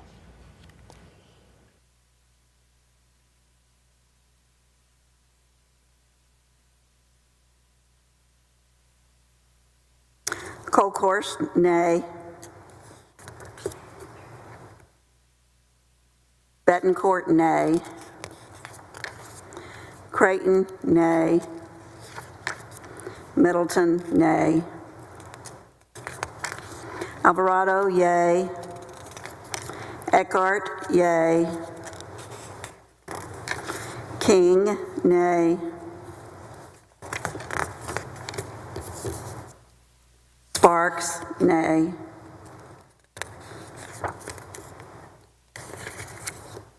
Flores, nay. Hancock, yay. Menendez, yay. Birdwell, nay.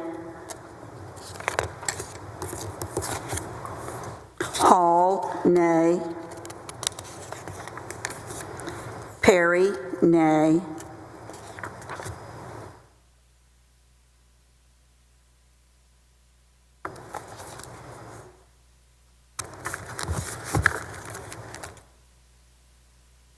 Schwartner, nay. Campbell, nay. Nichols, yay. West, yay. Whitmire, yay. Huffman, nay. Hinojosa, yay. Zaffarini, yay. Blanco, yay. Lamantia, yay. Parker, nay. Hughes, nay. Miles, yay. Gutierrez, yay. Johnson, yay. Springer, nay.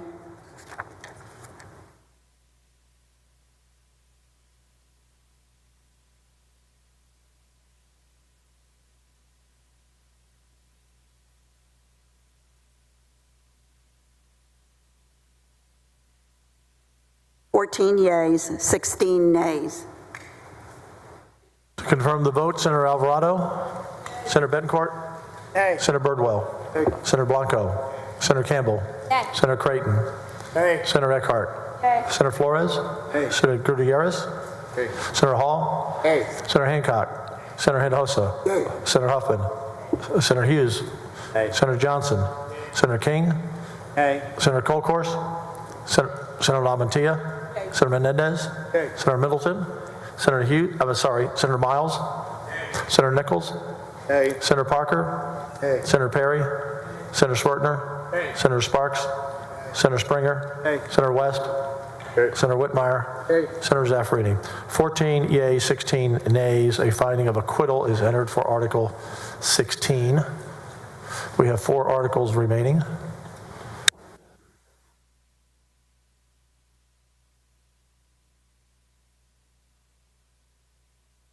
Members, you are now voting on Article 17, misappropriation of public resources while holding office as Attorney General.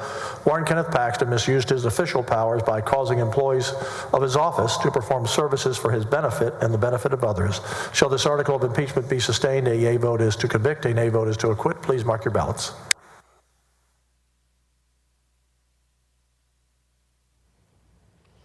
And so again, these are those catch-all articles of impeachment, the final articles of impeachment that are a little more broad and do not speak directly to things that the House managers have accused Paxton of doing.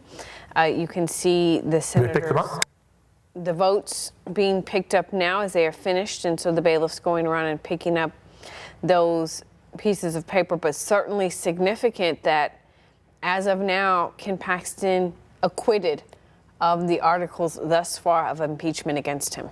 Exactly. Again, if this continues to hold in our final articles here, he will return to the office of Attorney General effective immediately. Keep in mind, he was suspended in late May when he was impeached.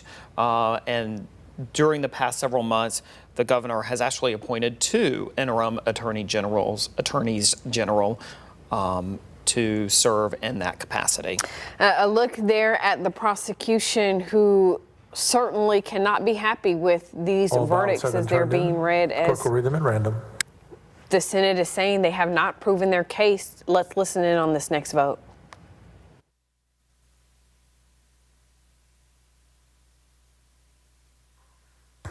Alvarado, yay. Senator Eckhart, yay. Senator King, nay. Senator Sparks, nay. Senator Flores, nay. Senator Hancock, yay. Senator Menendez, yay. Senator Birdwell, nay. Senator Hall, nay. Senator Perry, nay. Senator Colcourse, nay. Senator Betancourt, nay. Senator Creighton, nay. Senator Middleton, nay.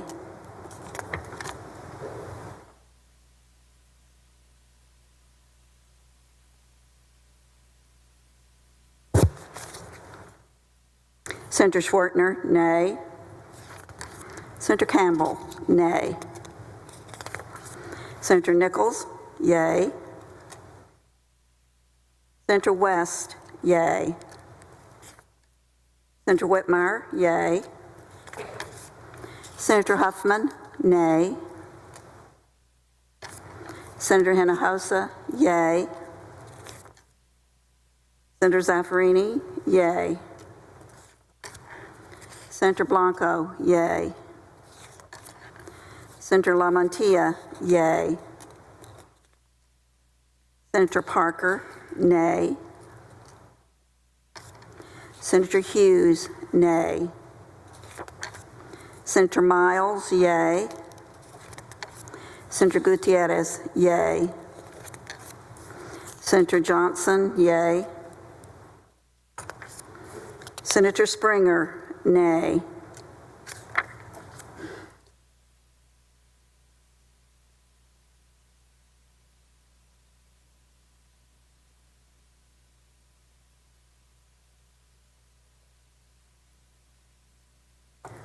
Fourteen yeas, 16 nays. Confirming the vote, Senator Alvarado. Yay. Senator Betancourt. Nay. Senator Birdwell. Nay. Senator Blanco. Senator Campbell. Yay. Senator Creighton.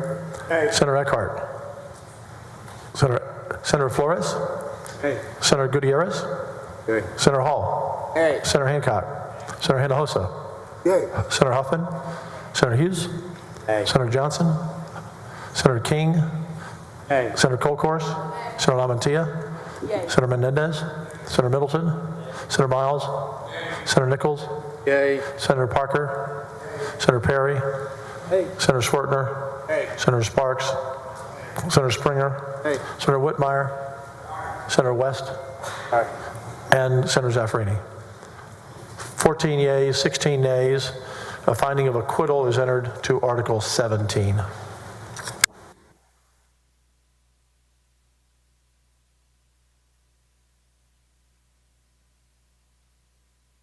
Members, you will now vote on Article 18, dereliction of duty. While holding office as Attorney General, Warren Kenneth Paxton violated the Texas Constitution, his oaths of office, statutes, and public policy against public officials acting contrary to the public interest by engaging in acts described in one or more articles. Shall this article of impeachment be sustained? A yea vote is to convict, a nay vote is to acquit. Please mark your voting form.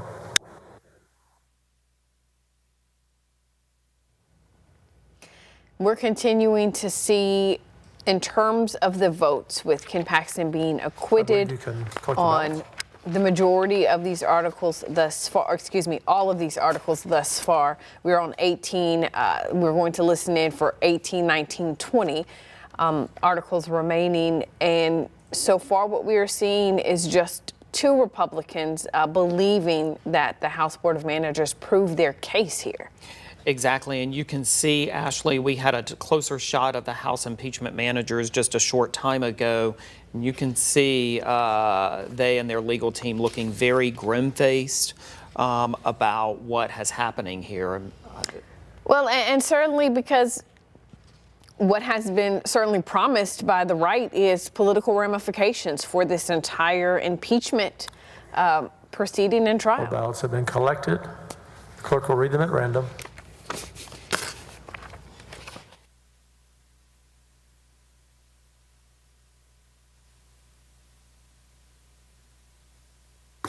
Senator Blanco, yay. Senator LaMantia, yay. Senator Parker, nay. Senator Hughes, nay. Senator Miles, yay. Senator Gutierrez, yay.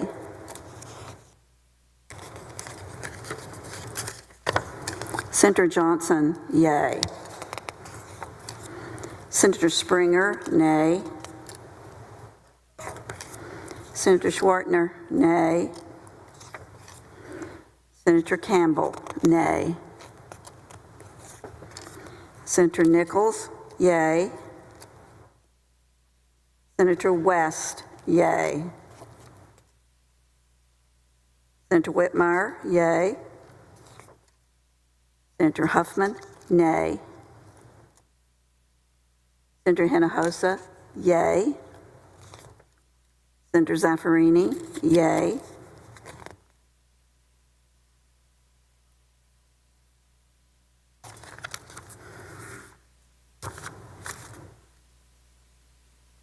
Senator Menendez, yay. Senator Birdwell, nay.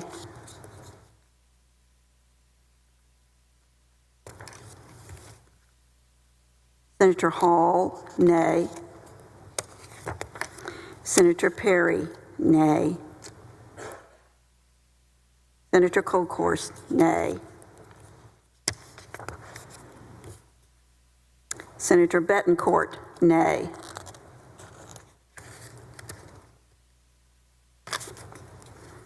Senator Creighton, nay. Senator Middleton, nay.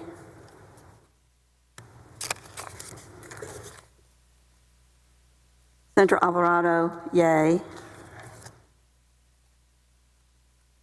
Senator King, nay. Senator Sparks, nay. Senator Flores, nay. Senator Hancock, yay.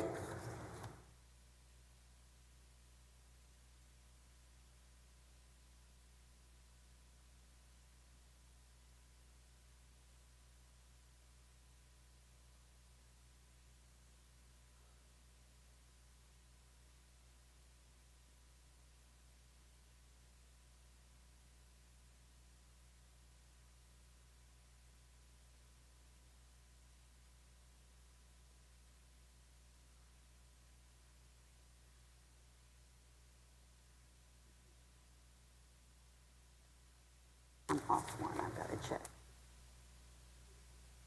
We're going to recheck them.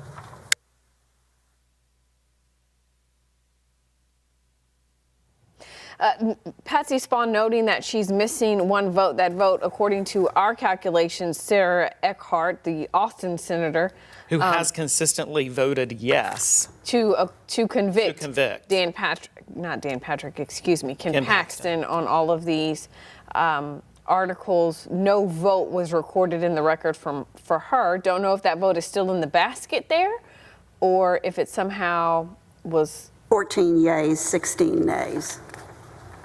Oh, perhaps she has it, but it just was not read it. Confirming the vote. Senator Alvarado, Senator Betancourt, Senator Birdwell, Senator Blanco, Senator Campbell, Senator Creighton, Senator Eckhart, Senator Flores, Senator Gutierrez, Senator Hall, Senator Hancock, Senator Hinojosa, Senator Huffman, Senator Hughes, Senator Johnson, Senator King, Senator Kolkhorst, Senator LaMantia, Senator Menendez, Senator Middleton, Senator Miles, Senator Nichols, Senator Parker, Senator Perry, Senator Schwartner, Senator Sparks, Senator Springer, Senator West, Senator Whitmire, Senator Zaffarini. There being 14 yeas and 16 nays, a finding of acquittal is entered as to Article 18.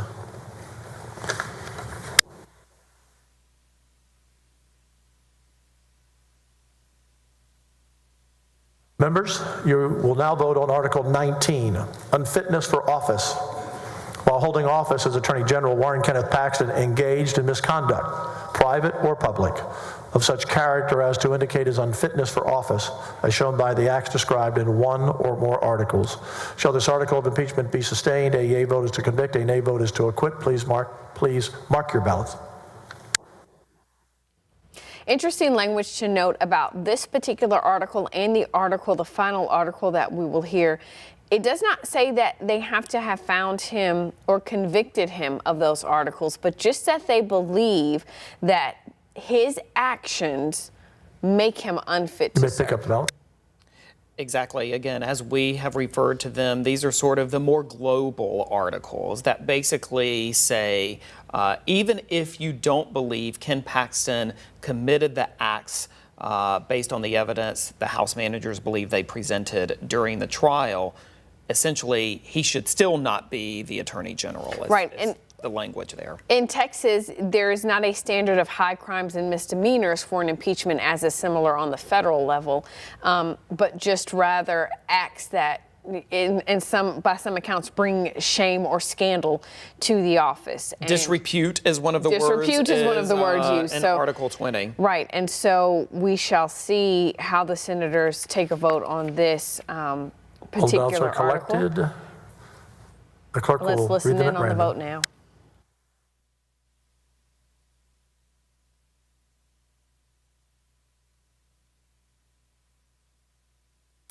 Lamantia, yay.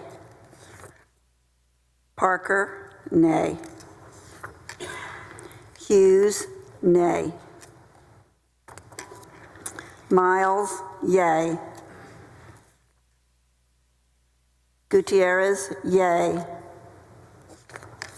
Johnson, yay. Springer, nay. Schwartner, nay. Campbell, nay. Nichols, yay. West, yay. Whitmire, yay. Huffman, nay. Hinojosa, yay. Zaffarini, yay.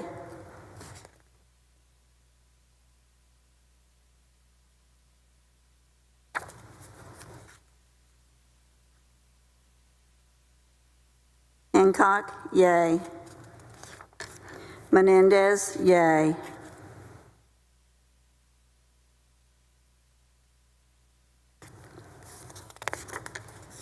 Birdwell, nay. Hall, nay. Perry, nay. Colcourse, nay.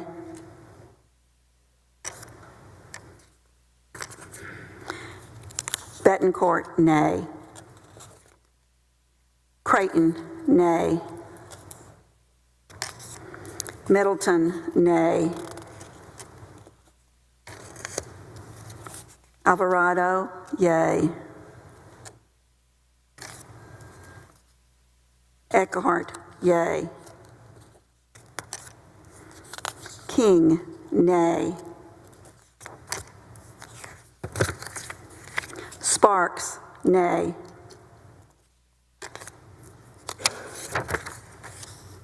Flores, nay. Blanco, yay.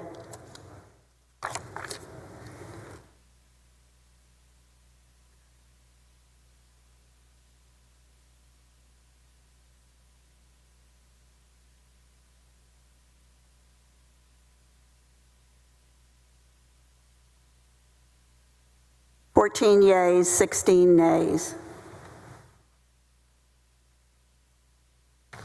Confirming the vote. Senator Alvarado? Yay. Senator Betancourt? Nay. Senator Birdwell? Nay. Senator Blanco? Senator Campbell? Nay. Senator Creighton? Nay. Senator Eckhart? Senator Flores? Nay. Senator Gutierrez? Aye. Senator Hall? Nay. I got it. Senator Hancock? Senator Hinojosa? Nay. Senator Huffman? Senator Hughes? Senator Johnson? Senator King? Nay. Senator Colcourse? Senator Lamantia? Senator Menendez? Nay. Senator Middleton? Senator Miles? Senator Nichols? Yay. Senator Parker? Nay. Senator Perry? Nay. Senator Schwertner? Nay. Senator Sparks? Senator Springer, Senator Whitmire, Senator West, Senator Zaffarini.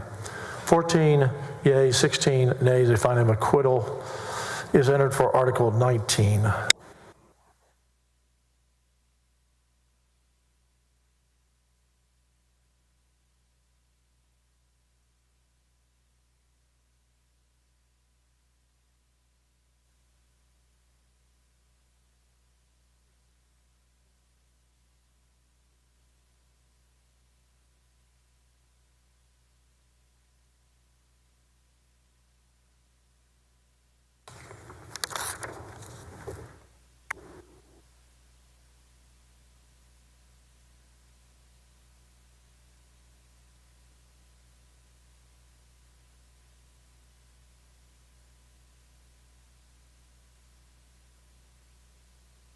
Members, this is the last article for you to vote on, Article 20, abuse of public trust.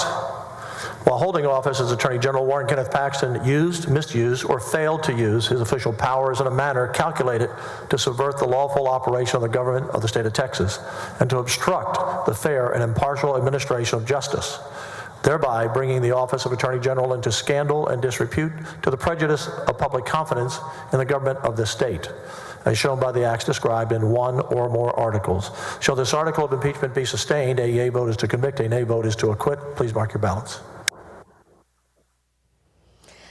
And we have heard that we are going to hear from certainly at least the House Board of Managers, the prosecution, a response in the statement from them after this is all said and done. That's a look at Defense Attorney Tony Buzbee, who, despite all of these articles, cheering.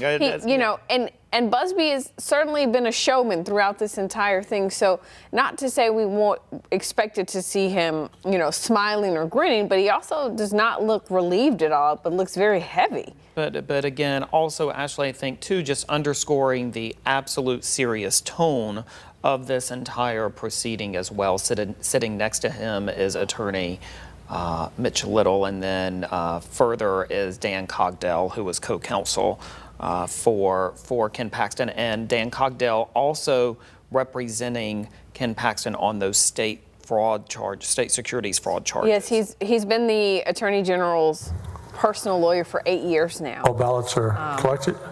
Clerk will read them at random. Let's listen in on this vote.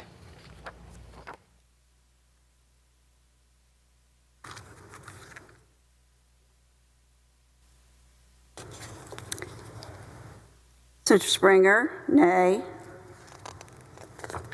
Senator Schwertner, nay. Senator Campbell, nay. Senator Nichols, yay. Senator West, yay. Senator Whitmire, yay. Senator Huffman, nay. Senator Hinojosa, yay. Senator Zaffarini, yay. Senator Blanco, yay. Senator LaMantia, yay. Senator Parker, nay.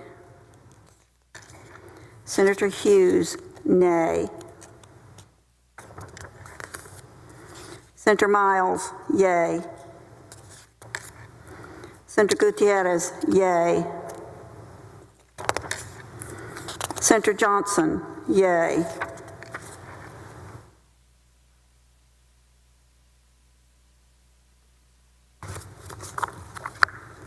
Senator Alvarado, yay.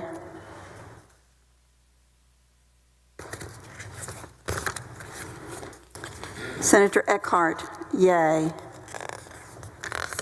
Senator King, nay.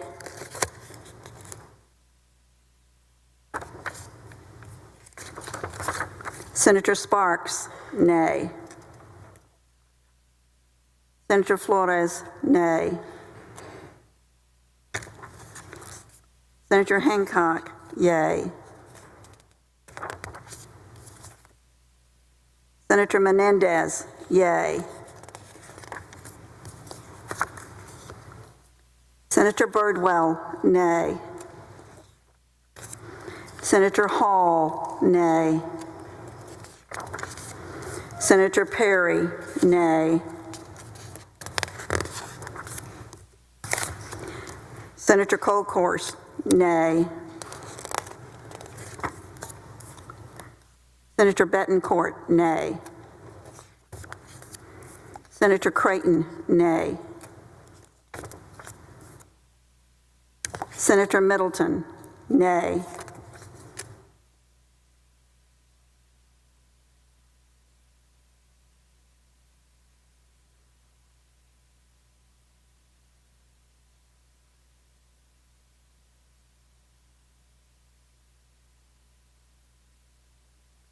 Fourteen yeas, 16 nays.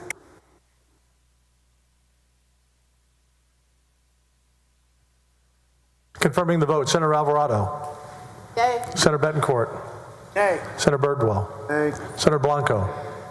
Senator Campbell. Nay. Senator Creighton. Nay. Senator Eckhart. Yay. Senator Flores. Nay. Senator Gutierrez. Nay. Senator Hall. Nay. Senator Hancock. That was a yay, correct? Senator Hancock, that was a yay. Senator Hinojosa. Nay. Senator Huffman. Senator Hughes. Senator Johnson. Senator King. Nay. Senator Colcourse. Senator LaMantia.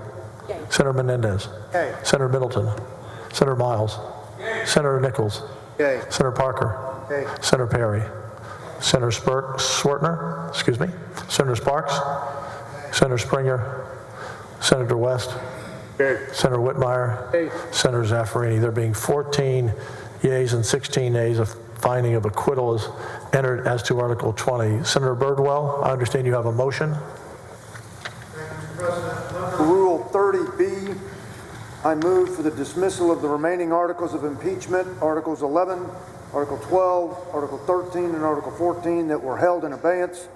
A dismissal in this context does not constitute an acquittal of any charge contained in the articles of impeachment, but would constitute a final decision by the Senate on the articles of impeachment, and the impeachment would no longer be pending for purposes of Article 15, Section 5 of the Texas Constitution, and the Court of Impeachment would dissolve upon further motion to adjourn sine die, Mr. President.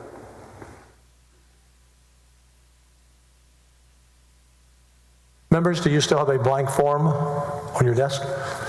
So you will vote. Yea is to dismiss the remaining articles. Nay is to deny the motion to dismiss. So yea is to dismiss. A nay vote is to deny. Please mark your ballots carefully. And so this is something that was written into the rules that they could do, that the senators could. The yea vote is to grant the motion. If he would have been convicted, if Paxton would have been convicted, they could have took a vote to dismiss all the rest of the articles. But since he has been acquitted on all 16, they can now take a vote to dismiss the remaining 4 articles that were held in abeyance. And so again, this vote, a little different, remember, than the yeas and nays that you've previously heard. So think of it as them saying, should they dismiss the remaining 4 articles, yes, yay, or no, nay. And so I think we'll see a flip-flop, if you will, Tony, in the numbers here. Exactly. Similar to, sorry, somebody is just sending me a statement and I'm trying to just read it. And these are not, remember what Senator Birdwell was saying, that a vote to dismiss the remaining 4 articles is not a vote of acquittal. It's also not a conviction. It is just that they are dismissed by the body. The votes are now in, so let's listen in on the vote.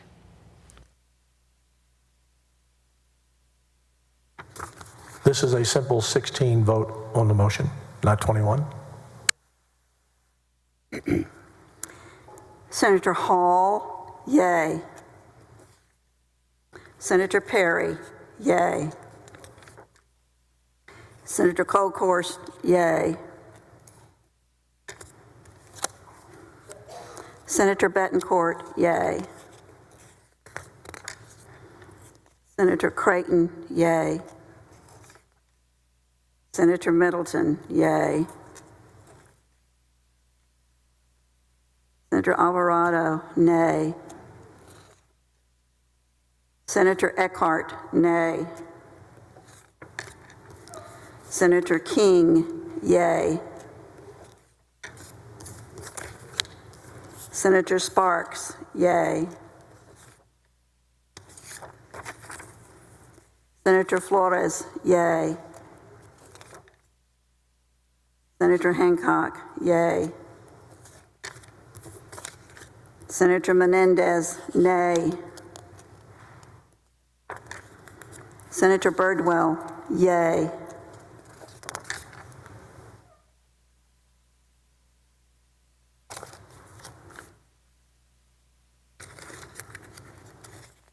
Senator Blanco, nay. Senator LaMantia, nay. Senator Parker, yay. Senator Hughes, yay. Senator Miles, nay. Senator Gutierrez, nay. Senator Johnson, nay. Senator Springer, yay. Senator Schwartner, yay. Senator Campbell, yay. Senator Nichols, yay. Senator West, nay. Senator Whitmire, nay. Senator Huffman, yay. Senator Hinojosa, yay.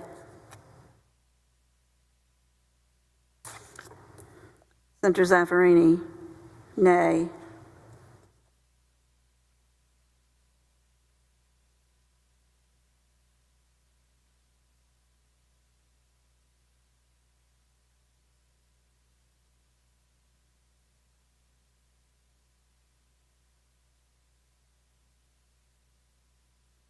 Nineteen yeas, 11 nays.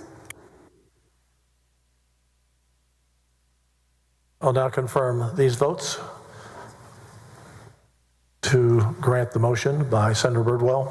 Senator Alvarado? Nay. Senator Betancourt? Yay. Senator Birdwell? Yay. Senator Blanco? Senator Campbell? Yay. Senator Creighton? Yay. Senator Eckhart? Yay. Senator Flores? Yay. Senator Gutierrez? Yay. Senator Hall? Yay. Senator Hancock? Senator Hinojosa? Yay. Senator Huffman? Yay. Senator Hughes? Senator Johnson? Senator King? Senator Colcourse? Senator LaMantia? Senator Menendez? Senator Middleton? Senator Miles? Senator Nichols? Yay. Senator Parker? Yay. Senator Perry? Yay. Senator Schwartner? Senator Sparks? Senator Springer? Senator West? Senator Whitmire? Senator Zaffarini? There being 19 yeas and 11 nays, the motion is granted.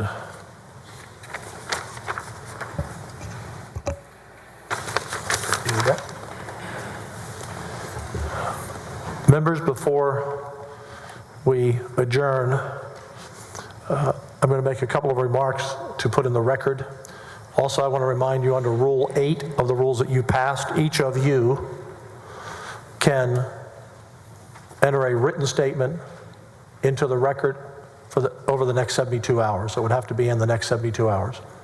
I remind you this is an historic event, and as we look back at the last impeachments here, there was much to learn, and you have that opportunity to leave your thoughts and your remarks, as I will here in a moment, for others to look at in case there's another impeachment at some time in the future of Texas.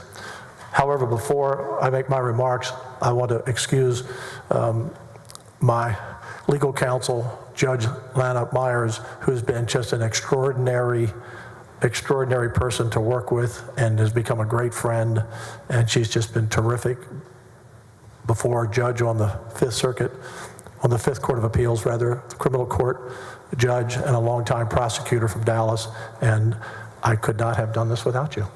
Let's give her a hand.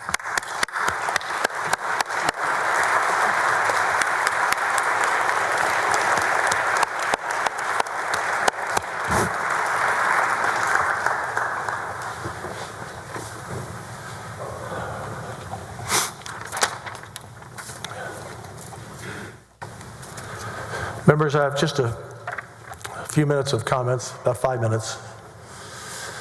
I've been unusually quiet for the last 3 months since the House of Representatives sent the articles of impeachment against Attorney General to us on very short notice in the final hours of the regular legislative session. The law requires the Senate to receive the articles and have a trial, and once I realized I would be the presiding officer and judge, I thought it was my duty to be quiet on this issue. Otherwise, how could I oversee a fair trial? I've done my very best to do so the last 3 months, and especially the last 2 weeks. Now that the trial is over, I want to take a few minutes before we close to put a few remarks in the court record for future legislatures to read in the event of another impeachment one day on both what the House and Senate did. Senators, first I want to once again thank you for doing your work. You all were thorough. You were thoughtful. You were professional. I watched all of you each day listen intently to every word that was said by every witness. Many of you took notes nonstop. I want to thank the Rules Committee. Senator Birdwell, the chair. I want to thank the Rules Committee for their tireless work. Senator Huffman, Senator West, Senator Hinojosa, Senator Creighton, Senator King, Senator Flores. You worked many hours for the last 3 months. You wrote 31 rules that were approved by the Senate 25-3.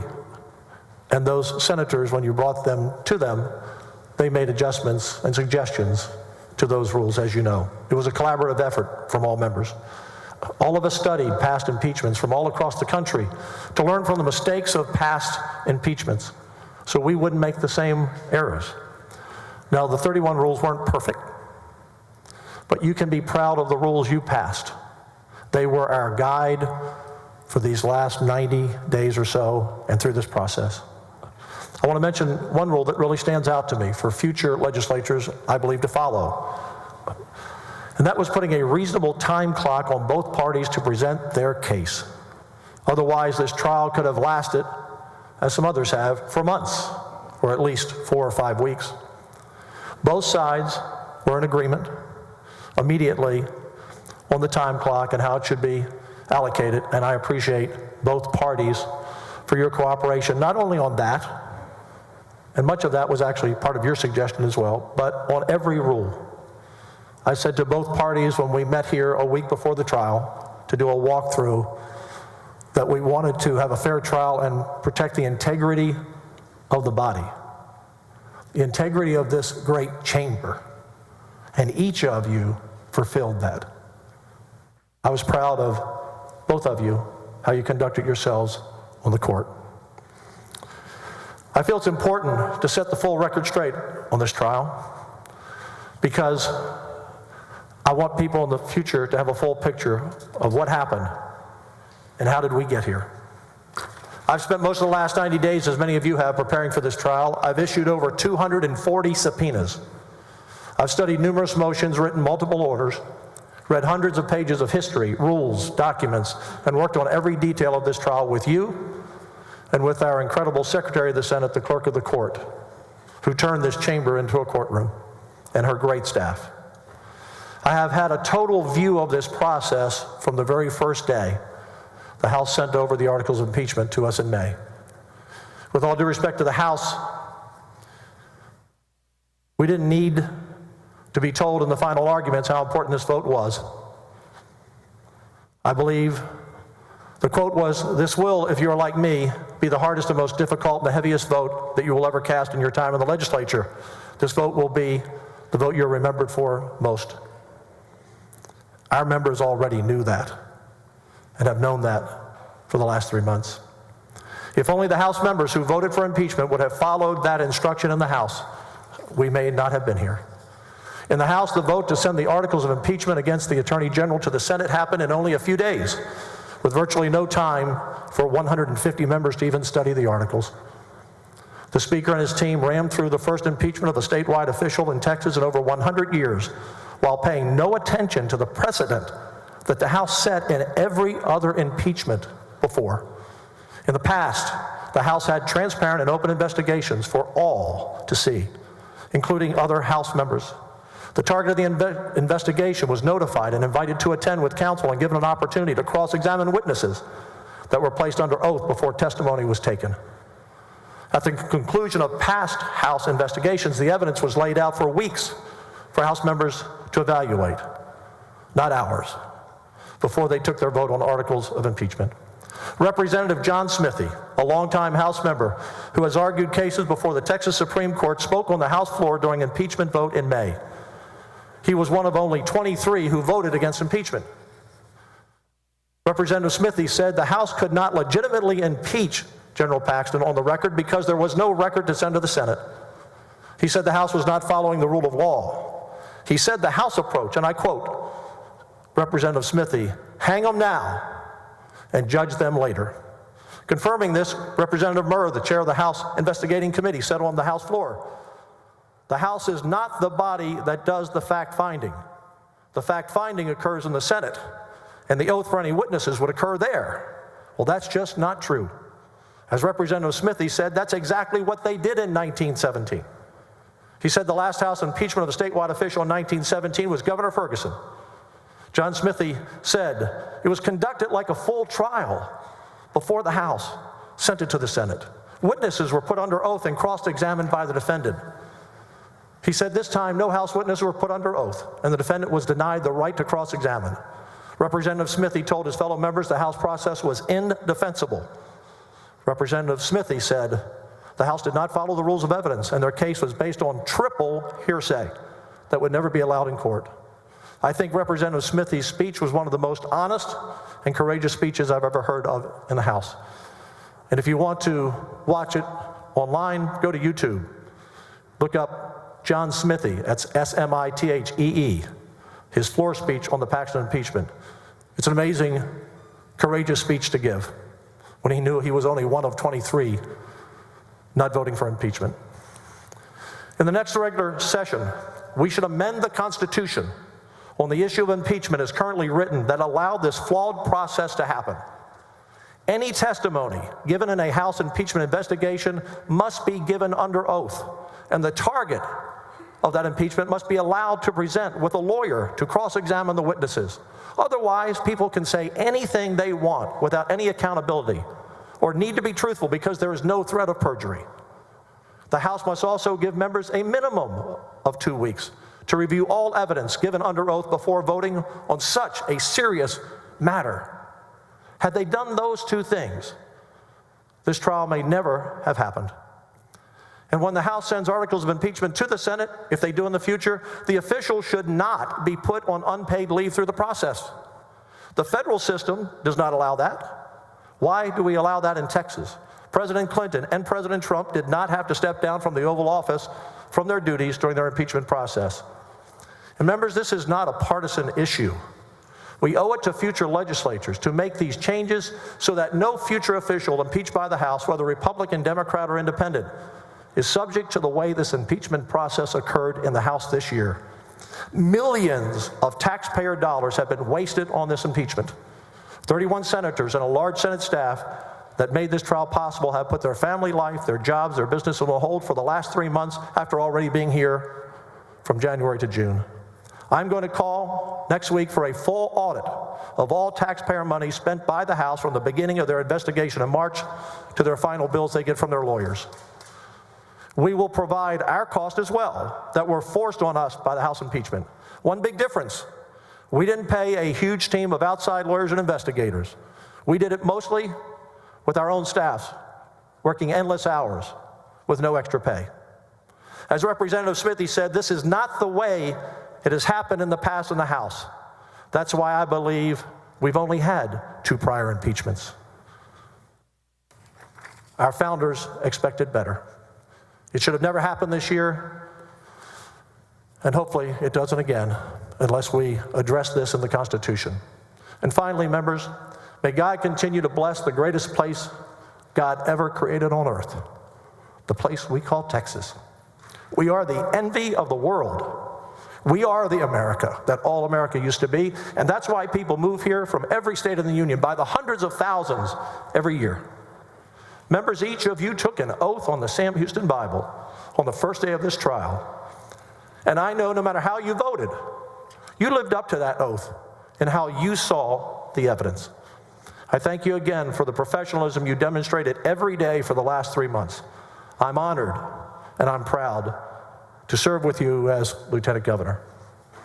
Members, a judgment of acquittal or dismissal on all articles of impeachment satisfies Texas Constitution Article 15, Section 5. I will now sign the final judgment.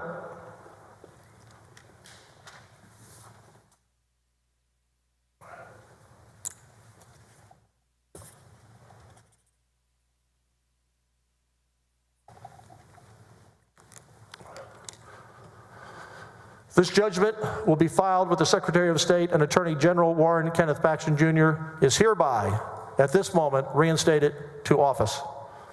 The President's desk is clear, and there is no pending business before the Senate.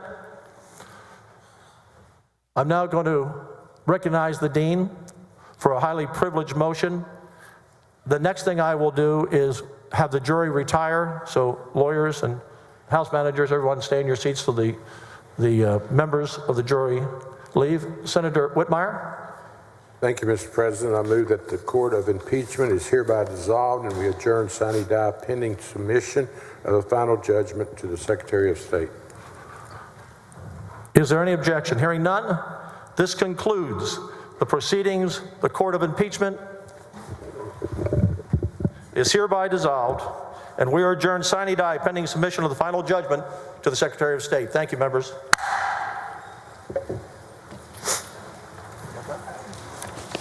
And there we have it. Attorney General Ken Paxton acquitted on all of the articles of impeachment against him.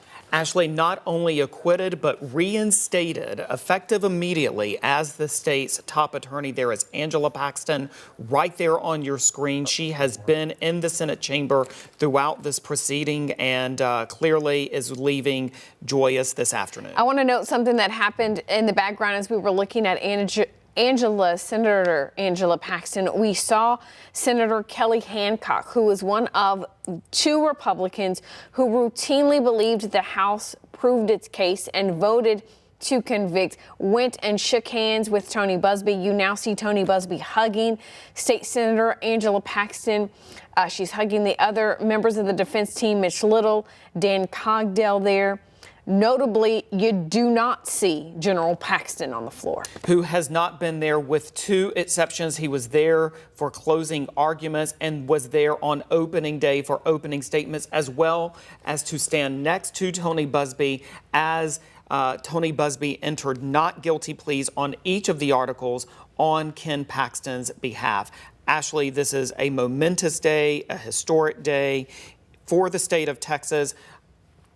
Also this afternoon, and a fairly striking move in many ways, we saw Lieutenant Governor Dan Patrick go at the House, ripping the process, and calling for changes to the state constitution about how any future impeachment, he says, should be carried out. And some of the things he said are things that we have heard throughout the entirety of this impeachment process. We want to note, and the Lieutenant Governor said it himself, he has been unusually quiet, is how he described it, on the issue of impeachment, as saying that he did that because he knew he would have to preside over, these proceedings, and he wanted it to be fair. And so he did not say anything, do anything in that time, make any public comments, but he really did go after the entire House of Representatives regarding, how quickly this was done in his eyes. The cost of how much this impeachment cost him, vowing that next week they are going to, and I say next week because it's Saturday, so on, presumably next week they are going to put in a request for an audit to see just how much this cost everyone involved, how much money was spent, not only in the House, but also with General Paxton. And he noted that the senators themselves, it was a cost to them, to their staff. They did not hire outside counsel, but rather the senators had their own staff and their own team. We should note the chief of staffs for most of these senators are attorneys. They were relying on their expertise to help guide them through this process. But he also, you know, in what you were saying, Tony, talking about how there should be changes and we should look at amending the Texas Constitution, because he says there were several issues. He took issue with the fact that testimony in this case was happening in private, behind closed doors. You will recall that the House committee, the General Investigating Committee, actually hired a group of private investigators, private attorneys to look into this and to do the investigation. He noted not only did that testimony happen in private, it was also not under oath. Tony, something he thinks that should be important, and perhaps most striking, that it should be public. Yes. That it should not be done privately. Ashley, these senators have been under a gag order since, Ashley, for some Shortly weeks. Shortly after. I want to tell you right now, we are beginning to hear from state senators. We can see off in our distance there, looking at a different monitor, that the media has surrounded State Senator Bob Hall. There he is right there. He is now making public comments for the first time. Moments ago, we also were hearing and seeing that State Senator Roland Gutierrez was making public comments. That Gutierrez actually stepped off of the floor. The Senate was still in session and still meeting when Dan Patrick was delivering his remarks, but Senator Gutierrez walked out of the chamber and was making comments to the public. We obviously have He is running for U.S. Senate. We should note he is running for U.S. Senate. We have crews on the ground there that will bring you some of those comments later in the day. Actually, I wanted to mention a couple of things as well, and that is when you look at the vote tally as it came down, it is so striking that in many ways, keep in mind 21 was the needed number in order to convict Ken Paxton of any charge, but it is striking that in many ways, the House impeachment managers and prosecution did not come close, not even getting within a handful of the needed votes as well.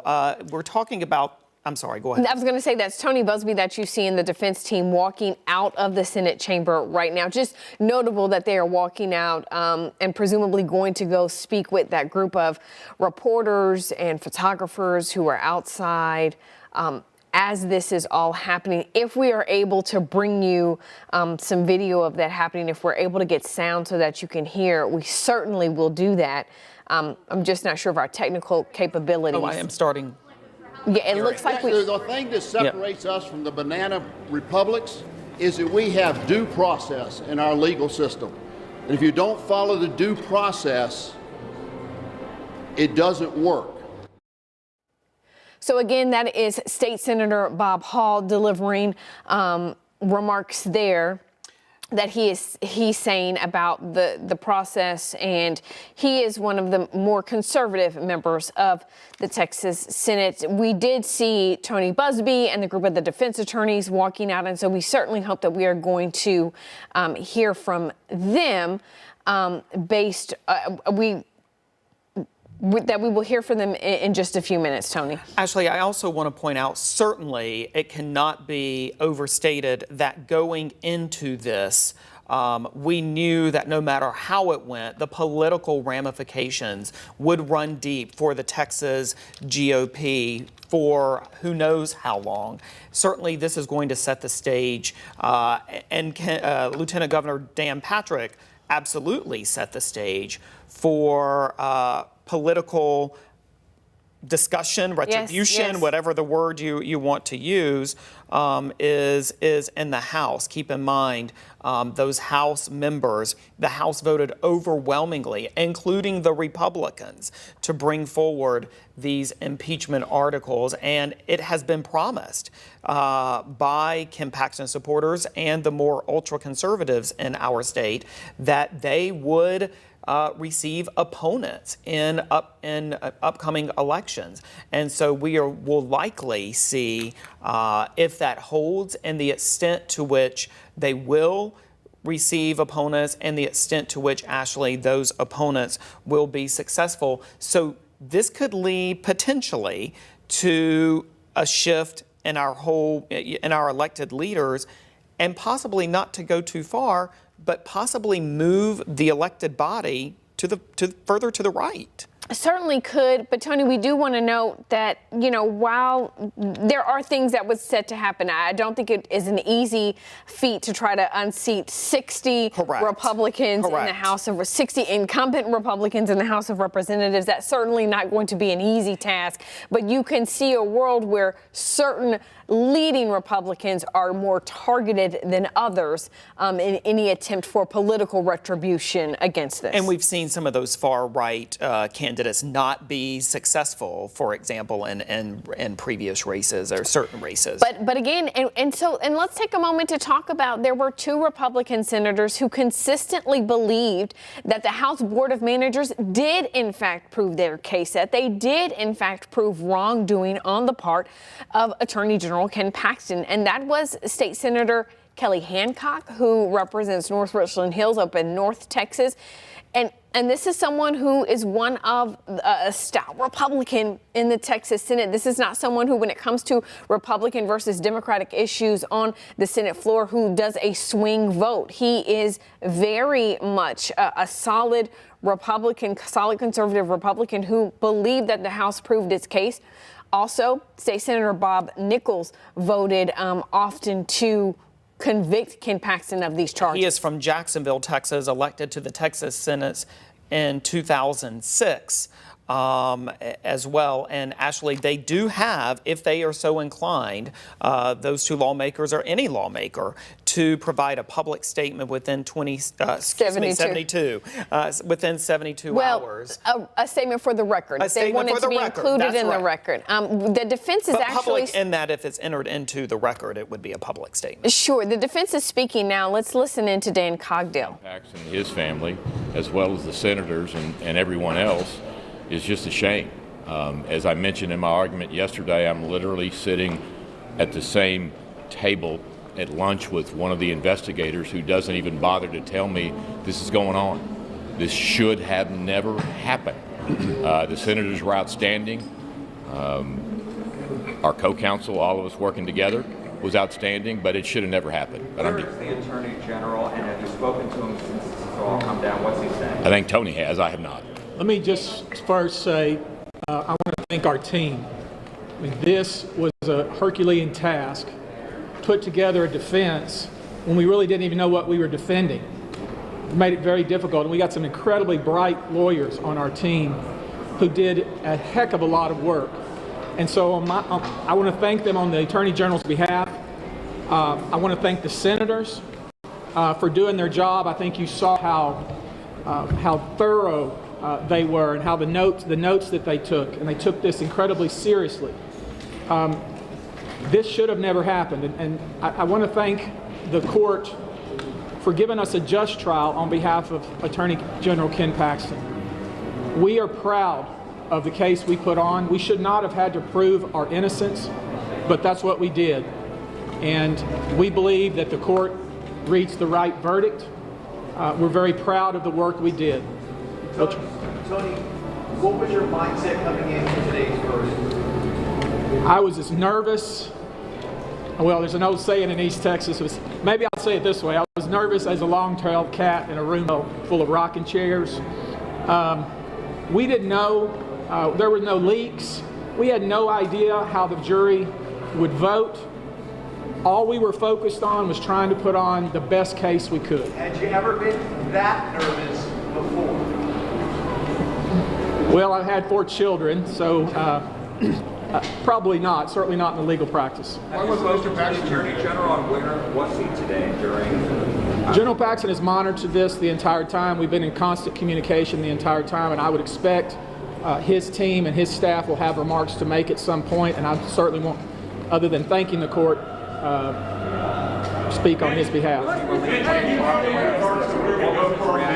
The 4 articles regarding the securities, they were dismissed, kind of like without prejudice and all that. Where do we go for next? You know, that's still kind Where do we go next? Your question was, where do we go next? Yeah, where do we go next, other than the bar? You know, Romans 8:28 says, "For all things work together for good for those who love God and are called according to His purpose." That means if it's not good, it's not over. And this is good, and now it's over. And Ken Paxton is the Attorney General of the state of Texas. But he still has this cloud of these other pieces of, how does this play into those situations, or maybe this is a question for Dan? Well, he still has the pending state case. I expect that in light of today's verdict to have some serious, those people ought to think about going forward on that case. That's been a BS case since day one. That case, like this one, should have never been brought. They ought to dismiss it. If they don't dismiss it, we'll try them and beat them there just like we beat them here.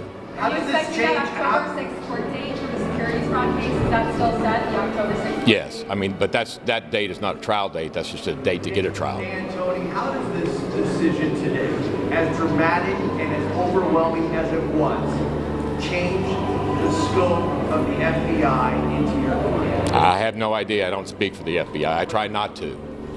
I can tell you this, the Attorney General is excited and ready to get back to work, and that's what he's going to do. Do you believe the senators were responding to political pressure on either side? You'd have to ask the jurors that. I don't know. I can only tell you we put on the best case we could put on in the time frame we had, and I'm very proud of our team. That's all I have. Mr. Paxton's reaction, and will we have a chance to talk to him? I'm certain General Paxton will have a lot to say about this soon. When will that be? You just wait. You just wait. Will he say it to us or will he say it I to don't. Where is he today? News out. Is he in McKinney or is he in here in Austin? Just Oh, wait. I believe he's here in Austin. I expect we'll be meeting with him shortly. What do you think was a defining moment that helped you get to where you are today during the trial? The truth. I think that's fair. I think that's fair. The truth. Well, as expected, Ashley, we are hearing swiftly from Ken Paxton's defense team right now. That is Dan Goudeau, Mitch Little, part of his team from the start. Actually, Dan Goudeau has represented Ken Paxton as his personal attorney for many years. It's suffice to say, Ashley, we are going to be hearing from all parties involved with any sort of connection, politically or otherwise, to this matter following this historic. Yes, in fact, Governor Greg Abbott has weighed in on Twitter, releasing a statement that reads, quote, "The jury has spoken. Attorney General Paxton received a fair trial as required by the Texas Constitution. Attorney General Paxton has done an outstanding job representing Texas, especially pushing back against the Biden administration. I look forward to continuing to work with him to secure the border and protect Texas from federal overreach," end quote. And then, of course, Paxton's defense team also saying that he is eager to get back to work, which he can do effective immediately. Lieutenant Governor Dan Patrick deemed that he could be and would be instantly reinstated as the state's top attorney. And so, Tony, let's talk a little bit about some of the votes that we saw cast in this impeachment trial. It was certainly, I think, interesting to see. A lot of the votes obviously were 16-14. They were split. I think everyone would agree that was the split that we saw in the majority. But there were two votes in particular where overwhelmingly all of the senators, nearly all of the senators, voted to acquit Paxton. And so the first of those was Article 4. And this was disregard of official duty, misuse of official information. This was the article that alleged that Attorney General Paxton improperly gained access to information that his office had that was not publicly disclosed and gave that information to Nate Paul. And the senators voted 28-2 on this, that the House did not prove its case on that article. According to them, really not at all. No. With just Senators Boris Miles and Roland Gutierrez voting in favor, voting yes on that article. And, Tony, let's talk a little bit about, I suppose, what Paxton was accused of in that article. Yeah, essentially, it was alleged that Ken Paxton obtained and released to Nate Paul investigatory information during the pendency of an investigation into Nate Paul by the FBI, an investigation that resulted in a criminal indictment against Nate Paul earlier this summer. Nate Paul Again, the allegation is that in doing so, the documents that Nate Paul was able to obtain contained investigatory information and information about law enforcement operations and initiatives. But most importantly, or as importantly, in addition to that, the names of the agents involved in the investigation. As we know, Brandon Kamek, who was hired as a special prosecutor to investigate claims made by Nate Paul as to whether or not he was the target, the wrongful target of an FBI investigation. Brandon Kamek served subpoenas on a number of those people, ultimately serving 30 to 40 subpoenas on people who included federal agents. And served some of them accompanied by Paul's attorney. Exactly. Which was significant, who had a hand in his hiring at the AG's office.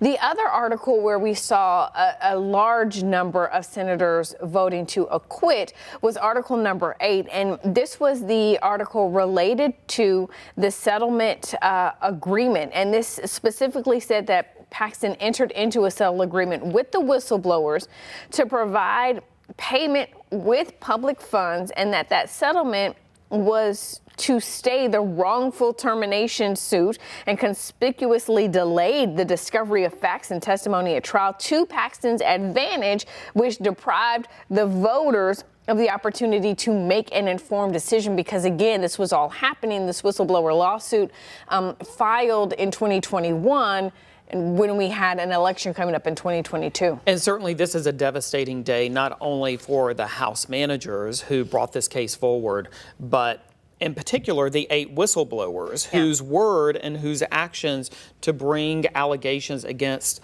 Ken Paxton going way back to September and October 2020 ultimately triggered what has happened here today. And I want to note the vote on that was 22-8. And so there were just, I mean, including if you're thinking about, you know, folks in the Austin area, including our state senator, Sarah Eckhart, who voted to acquit Paxton on this particular article. This was one of the articles where we saw Democrats along with Republicans voting to acquit.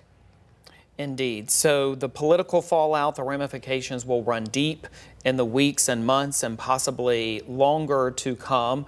We are going to continue to follow the situation on the ground at the Capitol. We are. We're told that at 1:30 this afternoon, we would be hearing from Rusty Hardin, who was the lead attorney hired by the House Board of Managers to speak to reporters about what exactly happened here, and some indication that is going to happen in the House media room on the other side of the Capitol from where all of this has been taking place. This is a live look inside of that room there.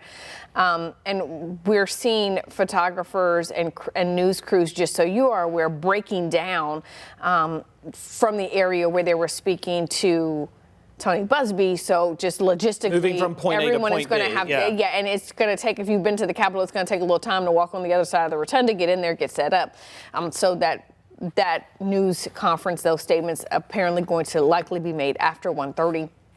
And speaking of statements, we have not heard from the senators because they have been under a gag order throughout the entirety of this, and they were encouraged by Lieutenant Governor Dan Patrick to make those official remarks, written remarks, to be included in the record in history. We know that before this, only 2 impeachment trials had happened in the state of Texas, and only one of those of a statewide elected official, Governor Paul Ferguson, in Tony, remind me of the year. It was the 106 years ago.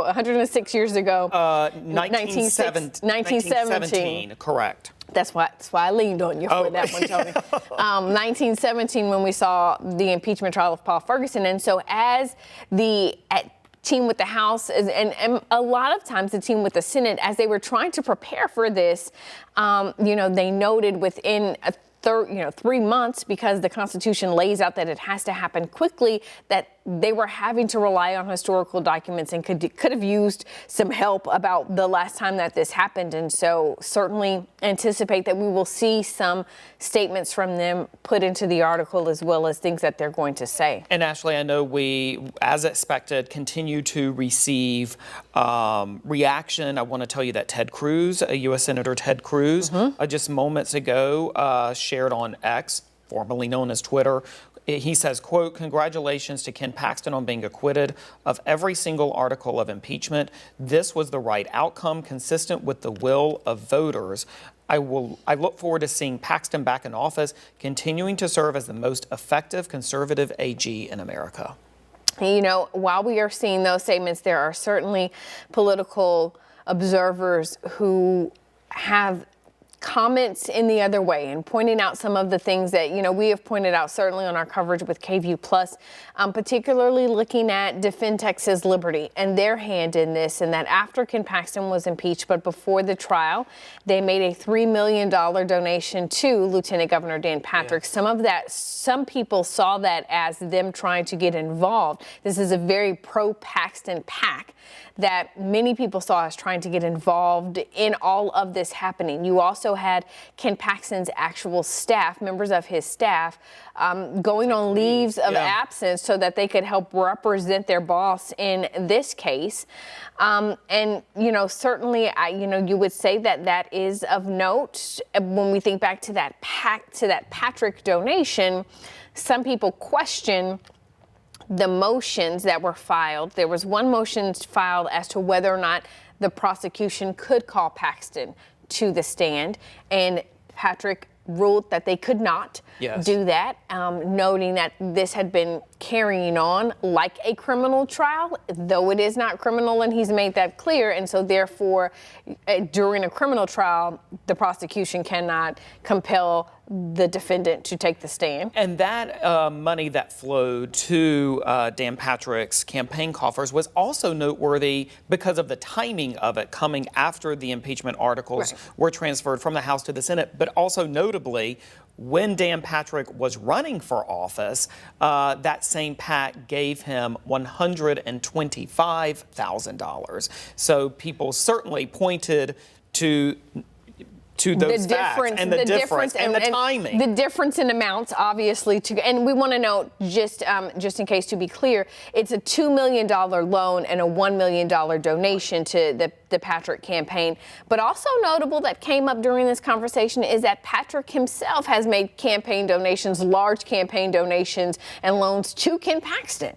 And certainly, yes, that is absolutely true. And so certainly you can see, frankly, if you look at the jury itself, I mean, we know, for example, that State Senator Donna Campbell, whose district includes a small part of Travis County and Hayes County, one of her former staffers was caught up in this, Laura Olson, Ken Paxton's mistress. We also know that State Senator Brian Hughes at one time was roommates with Ken Paxton. They shared an apartment here in Austin together.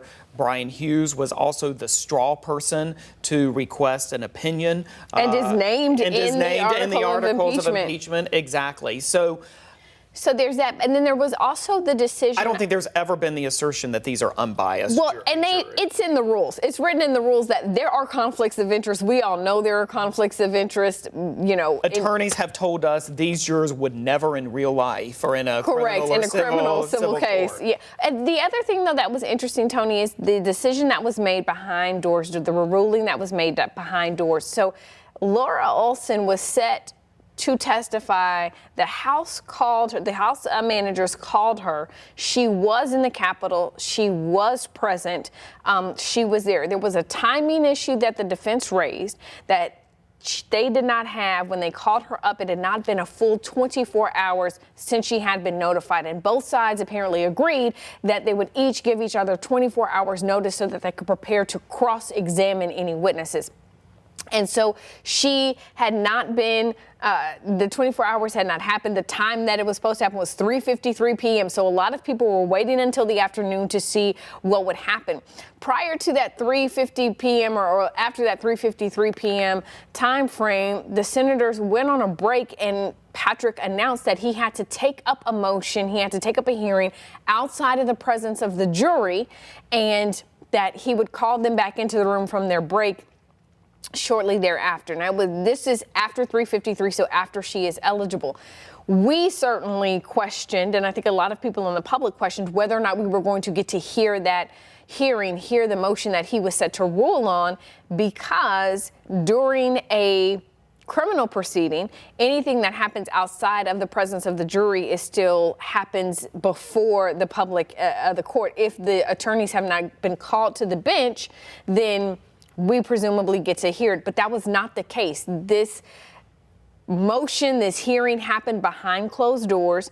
And when they returned, it was announced that Laura Olson was present but unavailable to testify, and that the sides agreed to that. And I feel like we got just the slightest pushback on that during the closing arguments when State Representative Andrew Murr said we wanted to call her and couldn't, which is certainly doesn't scream agreement to me, Tony. Yeah, and attorneys who followed that and saw that were like, what in the world? Because in a criminal or civil trial, according to them, you would at least call the witness to the witness stand and have them say, with their own words, question after question, I plead the fifth, I plead the fifth, I plead the fifth. Keep in mind that there's a difference in Texas between civil and criminal trials as to whether the pleading of the fifth can be used against a person, or whether or not a jury can infer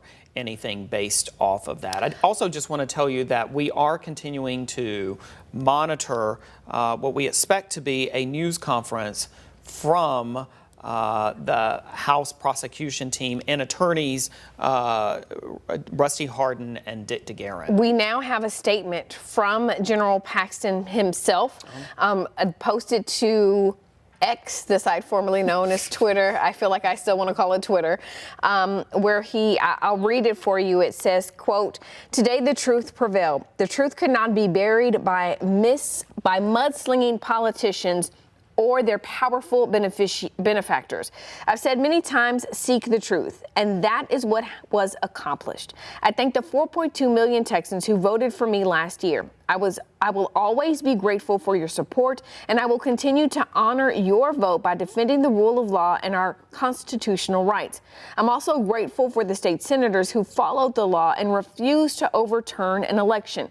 I also thank my legal team for exposing the absurdity of these false allegations." Ashley, he goes on to say, most importantly, I want to thank my amazing wife, Angela, who I love dearly. She is a brave woman of deep faith, unquestionable integrity, and the light of our entire family.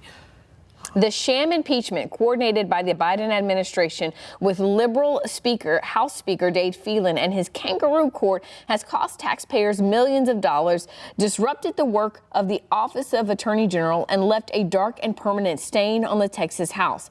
The weaponization of the impeachment process to settle political differences is not only wrong, it is immoral and corrupt. He goes on to say, now that this shameful process is over, my work to defend our constitutional rights will resume. Thank you to everyone who has stood with us during this time. Finally, I can promise the Biden administration the following. Buckle up, because your lawless policies will not go unchallenged. We will not allow you to shred the Constitution and infringe on the rights of Texans. You will be held accountable. And then, Ashley, he says, I will next address the nation and Texas on Tucker Carlson next week. Now it's back to work, exclamation point. And he tweeted earlier, or I don't know, he posted on X earlier. I don't know if you call it tweeted anymore since it's not called Twitter. He posted earlier that he would be on Tucker Carlson. This was something that he said earlier this week, so we knew that that was coming, but certainly seeming to say he's not going to speak before next week. Yeah, and it is not That is not uncommon. I was going to say it's not for unfathomable, General but also that if he and Tucker Carlson have entered into some sort of exclusivity agreement or something, that he may choose to withhold his public comment until he has that huge national audience watching. Well, then it's going to be on the X platform. Correct. Where Tucker Carlson has his show.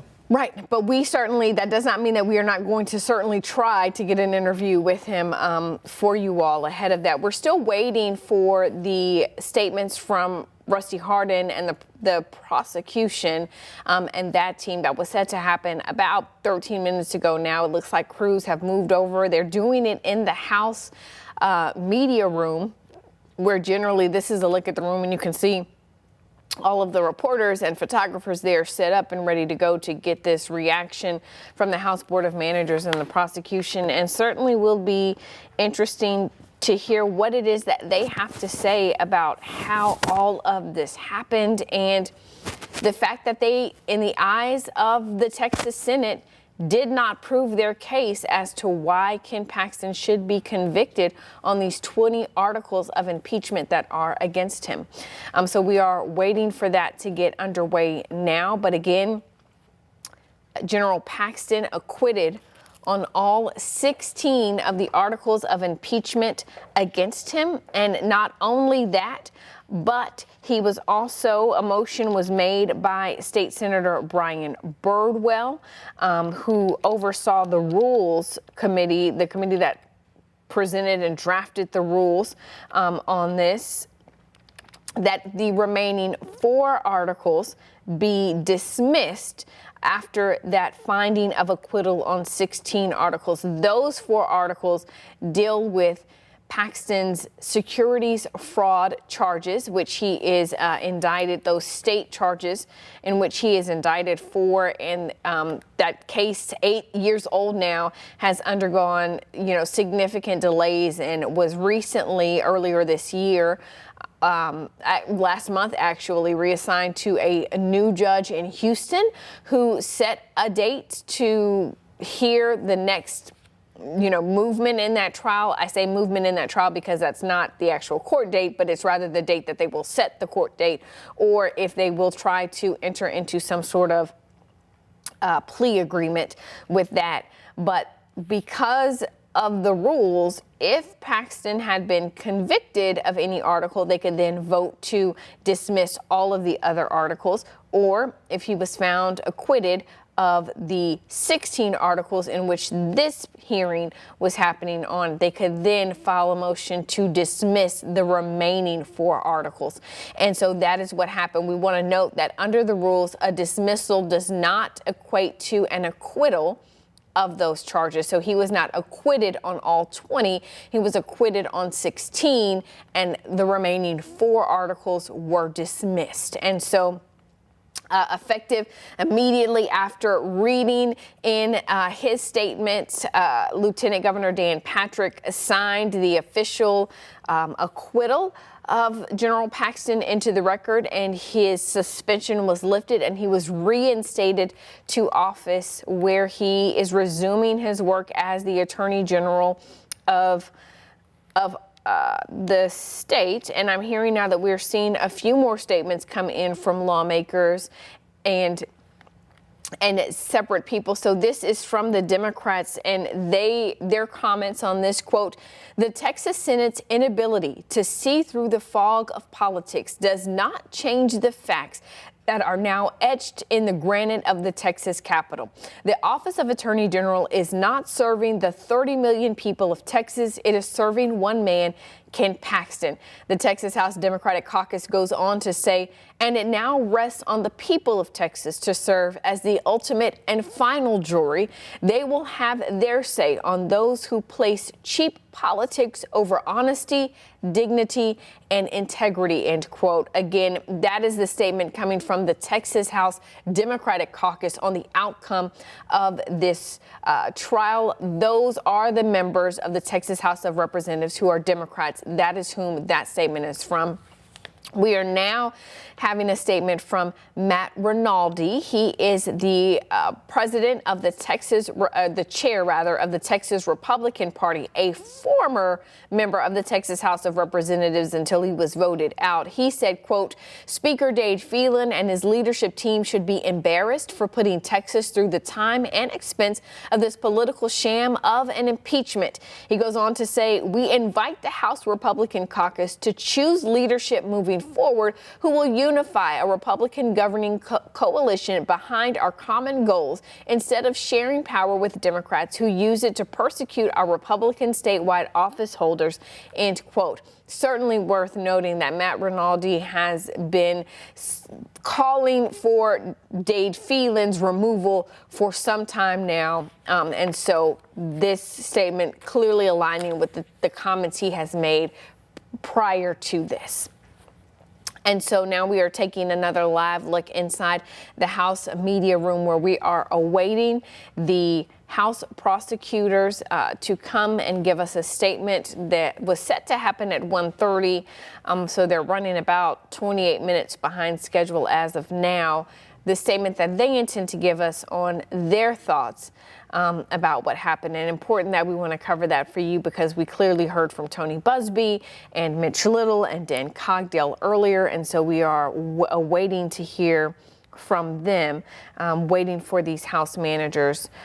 There was statements from certainly Roland Gutierrez, who left the Senate floor and came out and spoke with reporters ahead of them being released to talk about what he saw as the issues with this. And certainly Senator Gutierrez voted consistently on all of the articles of impeachment to convict Attorney General Ken Paxton. We now obviously know, though, that General Paxton reinstated, as was the requirement now that he was acquitted on 16 articles of impeachment, acquitted on those 16 articles. The remaining 4 articles were dismissed. And so, again, different lawmakers are sharing their statements. Gutierrez did write on Twitter, definitely some heavy language. His tweet is, quote, broken and corrupt system prevents Ken Paxton impeachment. Lies and corruption have no place in Texas. He goes on to write, today I voted to convict Attorney General Ken Paxton. I was proud to uphold my duty as a Texas state senator.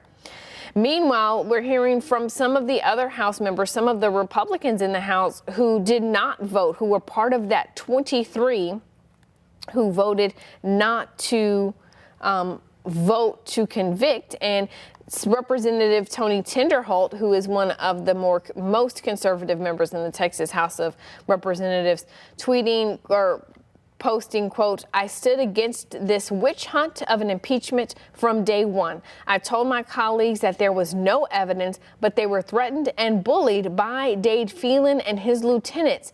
Senators had the freedom to vote without being bullied by leadership, and the truth prevailed. So certainly shows what we already know to be some infighting within the Texas House of Representatives related to this impeachment and how not only the impeachment, but how the impeachment played out. And in fact, we heard comments from Lieutenant Governor Dan Patrick speaking directly to this and directly to his, I would almost say, disdain of how this played out. He repeatedly talked about how rushed he felt that this was, and this decision to impeach in the final days of the regular session of the legislature, the vote that happened where the House voted 121 to 23 to impeach General Paxton happened on May 27th, when that was a Saturday and the session was ending on that Monday. And so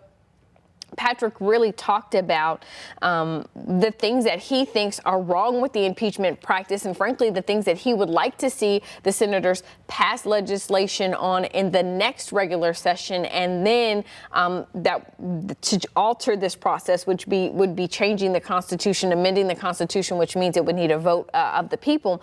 But he pointed to some specific things, noting that he took issue with the fact that testimony that was happening related to this impeachment articles that the House were doing was happening in private, and that the people testifying were not required to go under oath. And so really taking charge with the House General Investigating Committee that carried this out, this investigation, which ultimately led to the decision to impeach. We want to note that that committee is headed up by a Republican representative and has a majority Republican makeup on that committee, though there are also Democrats on the committee. Those representatives are who in turn ended up being the House Board of Managers.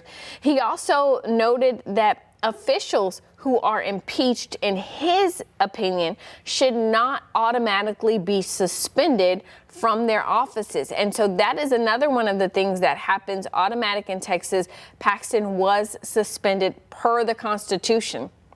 But Dan Patrick noted that on a federal level, we don't see that. He directly spoke to former presidents Bill Clinton and Donald Trump, who got to carry on their duties and continue their work for the country while after they had been impeached and while the Senate was preparing for the trial and all of that was happening, that they never had to stop working. And so, Tony, he really kind of took issue with those things, saying that there are things that he would like to see lawmakers take up in the next session, which obviously if Dan Patrick says he wants to see something taken up in the next session, it's going to happen. Well, and hey, let's be clear. Judging by the votes that were taken on the impeachment articles, presumably there is going to be support for what he is asking them. And I think there'll be support in the House. I really do think there will be a movement in the House, because you now have these members of the House of Representatives who they also were not privy to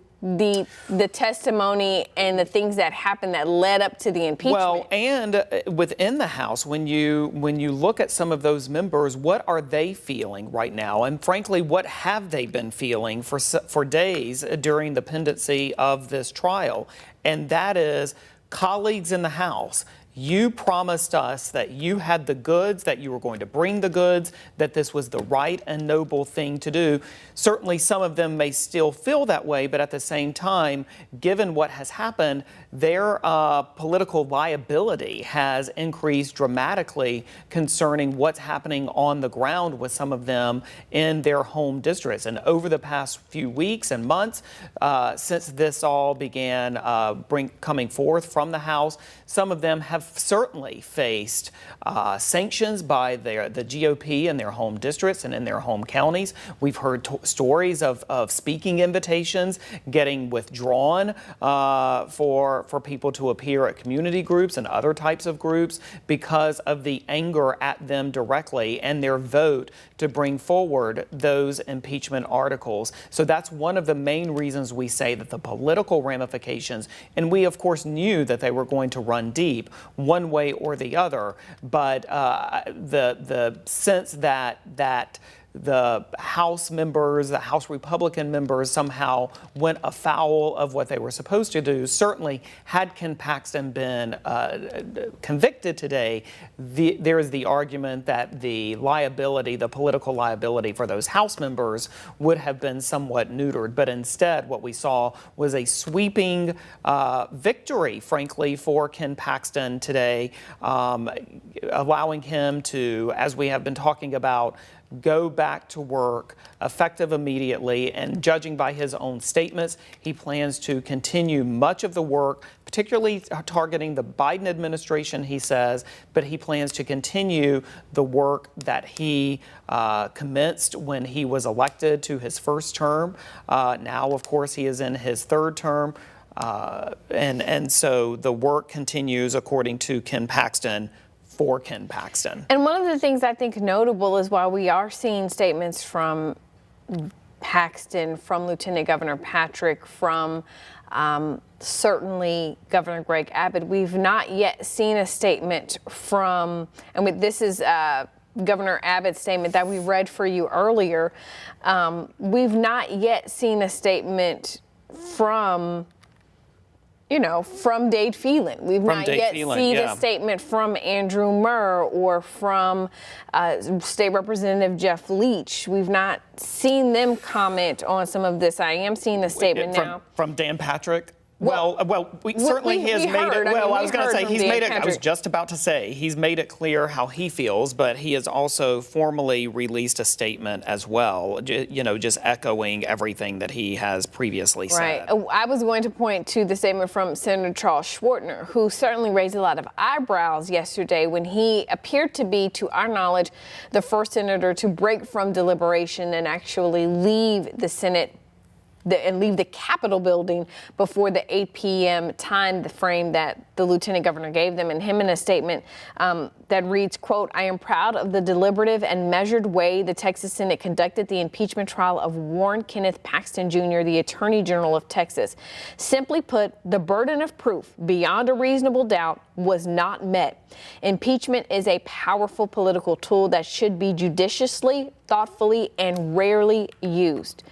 So certainly a powerful statement, I think, from Senator Schwartner to just put what he put quite simply is that we knew that beyond a reasonable doubt is the highest that standard burden. Was going to be high. And in his eyes, it was not met. And that certainly was the case for the majority, at least 2/3 of the senators. And in some cases, more than 2/3 of the senators, on certain articles where it was an overwhelming vote.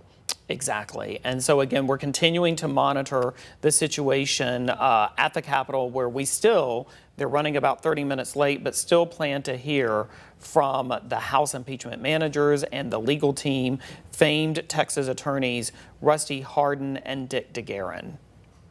And one of the things interesting, I'm seeing someone from the Dallas Morning News, Bob Garrett, a trusted colleague, someone who we've had, frankly, on Texas this week before, noting that while Lieutenant Governor Patrick was still speaking, we noted that State Senator Roland Gutierrez left the floor and came out and spoke with reporters. He also noted and spoke with State Senator Sarah Eckhart, who represents the Austin area, telling him that she was ashamed of what happened in the trial's final hours. He quoted her as saying, quote, "I was very proud of the Senate throughout the trial until undue political pressure here at the last radically changed the process." And so certainly interesting to see how that is going to play out and what the ramifications, if any, will be for the two Republican senators who, in their minds, believed that there was enough evidence beyond a reasonable doubt to prove that that General Paxton, Attorney General Paxton, should be removed. And those two senators were, and who we saw routinely sort of vote to convict, was State Senator Kelly Hancock of North Richland Hill, so in North Texas, as well as State Senator Robert Nichols, or Bob Nichols, from Jacksonville, Texas, who voted again on many of the articles to convict. They voted to convict on several of the articles. And so that certainly is interesting that we are now, going to see what, if anything, politically happens with them. And I would be interested to see the statements, if we see statements coming from them, to talk about why they decided to cast ballots and cast votes in the way that they did. Each senator had this very heavy burden placed upon them to really take each of these articles and to deliberate on each of these articles intentionally and to look at the evidence and to form their own opinions about what should or should not be the outcome. And so it will be interesting to see what statements, if any, we get from them. Have not seen any statements coming in thus far from either one of them on what has happened. And so, again, you're taking a live look at the House media room where we are waiting for the House Board of Managers and the attorneys who were hired, Rusty Hardin and Dick DeGuerin, to come out and make their statements. We are seeing, you can see someone moving there behind the door. So we know that there are people on the House floor that will be coming out to speak to the media and to the public regarding that. And so we will bring those comments to you live right when they start.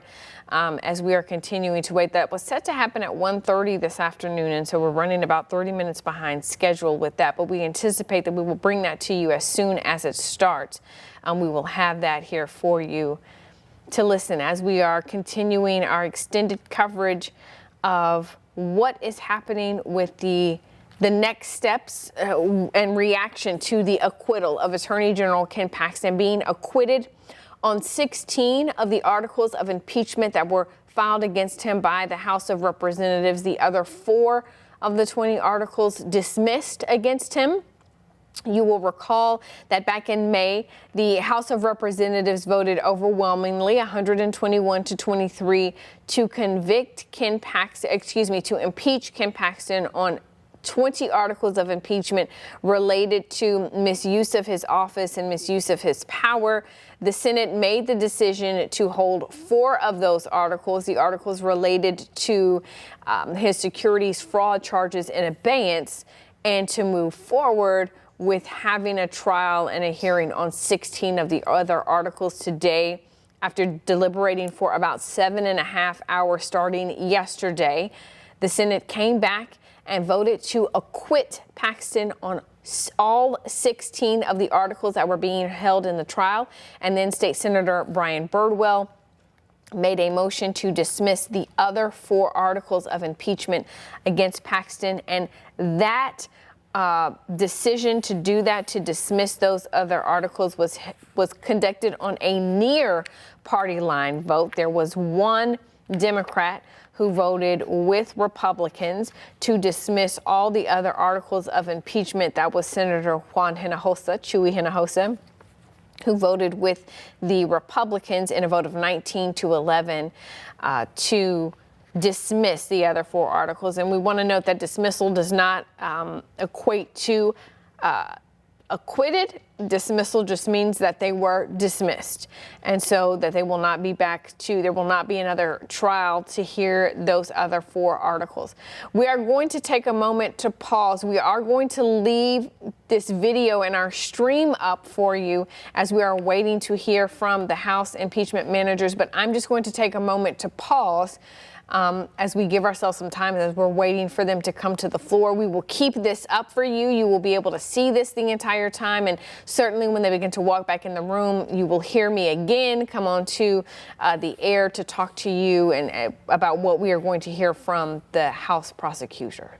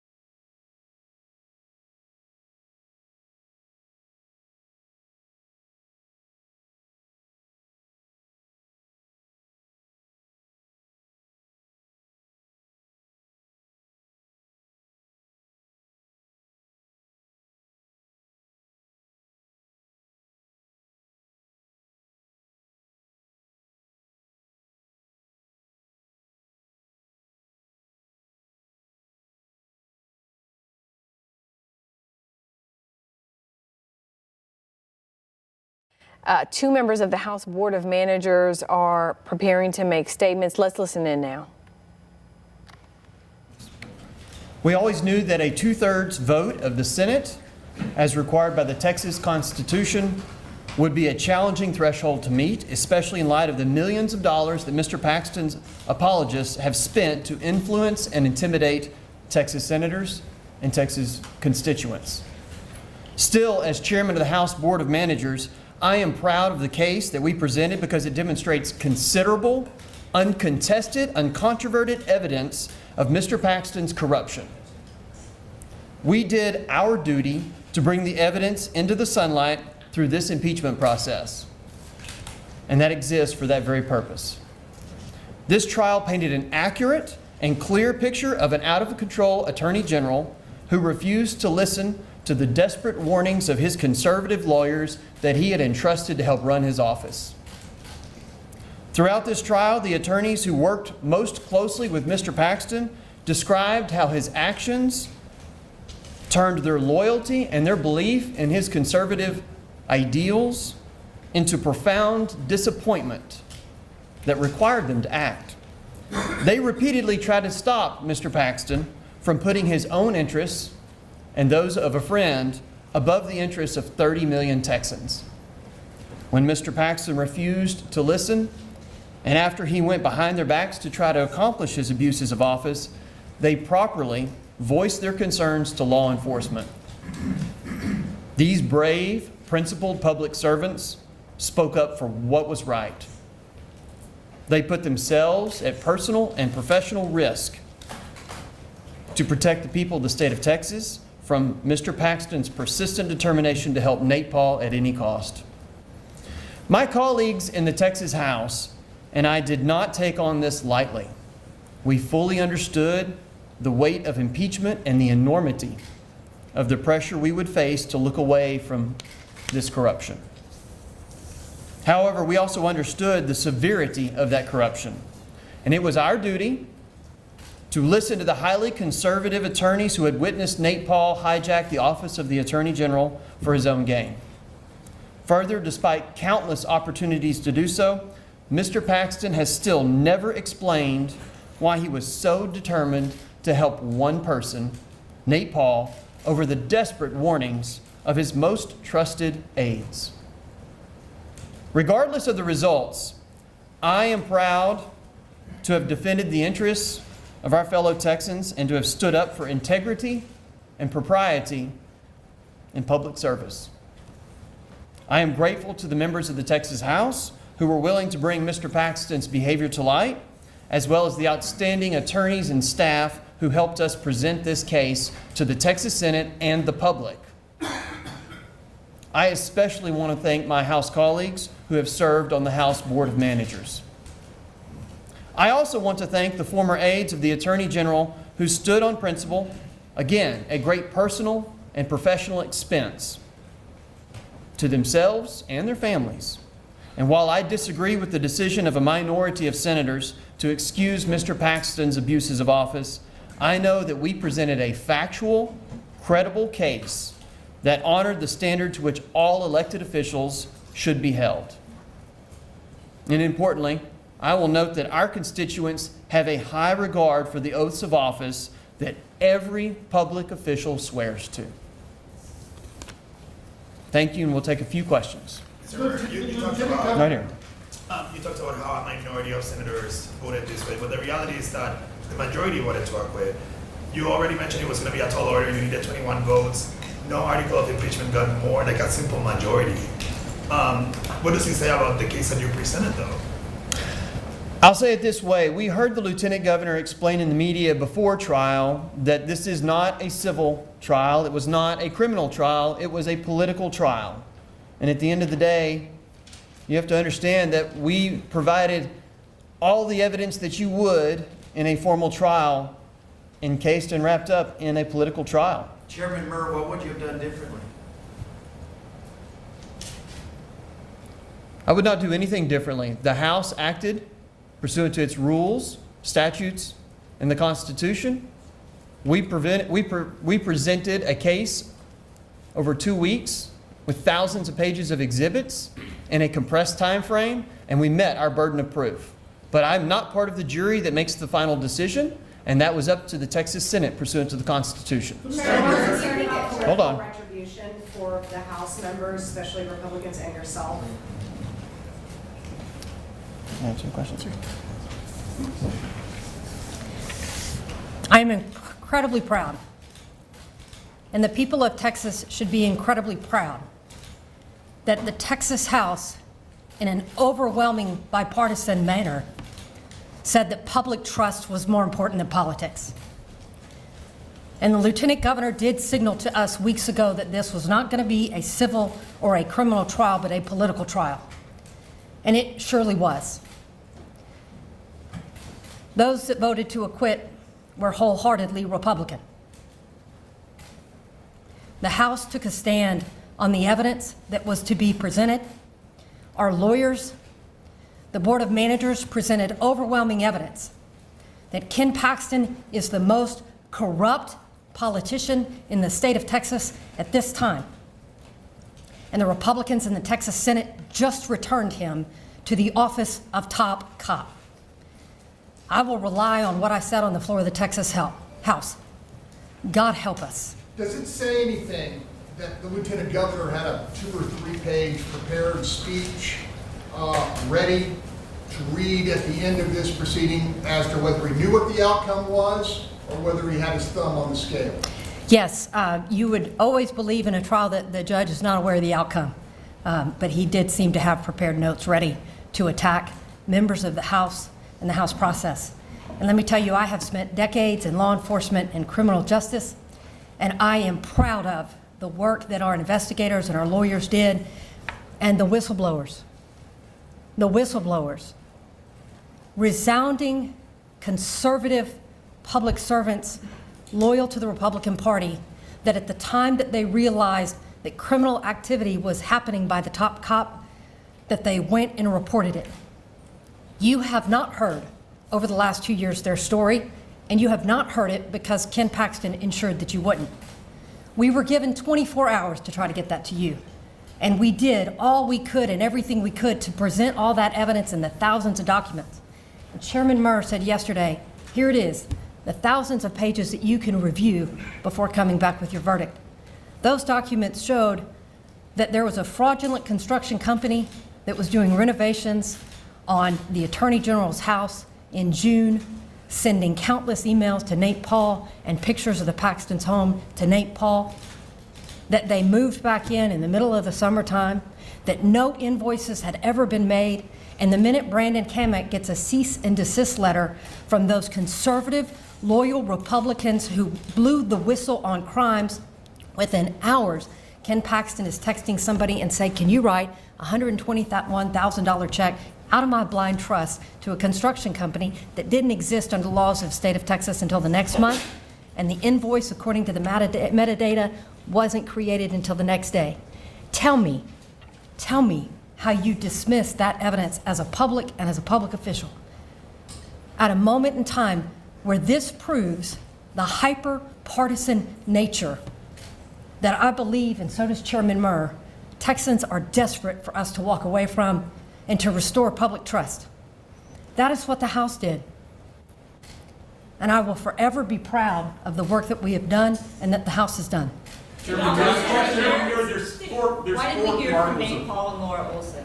So just hypothetically, if I may explain.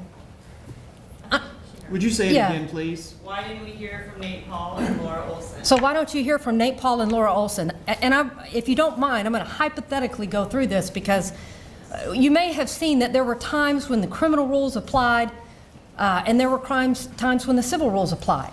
As a prosecutor, I am not allowed to call somebody who wants to assert their Fifth Amendment right. I can't bring them to the stand under criminal rules. I can't do that. If I do that, it's unethical and you can be disbarred. In a civil case, you can call people all day long and they can take the stand and take the Fifth over and over again.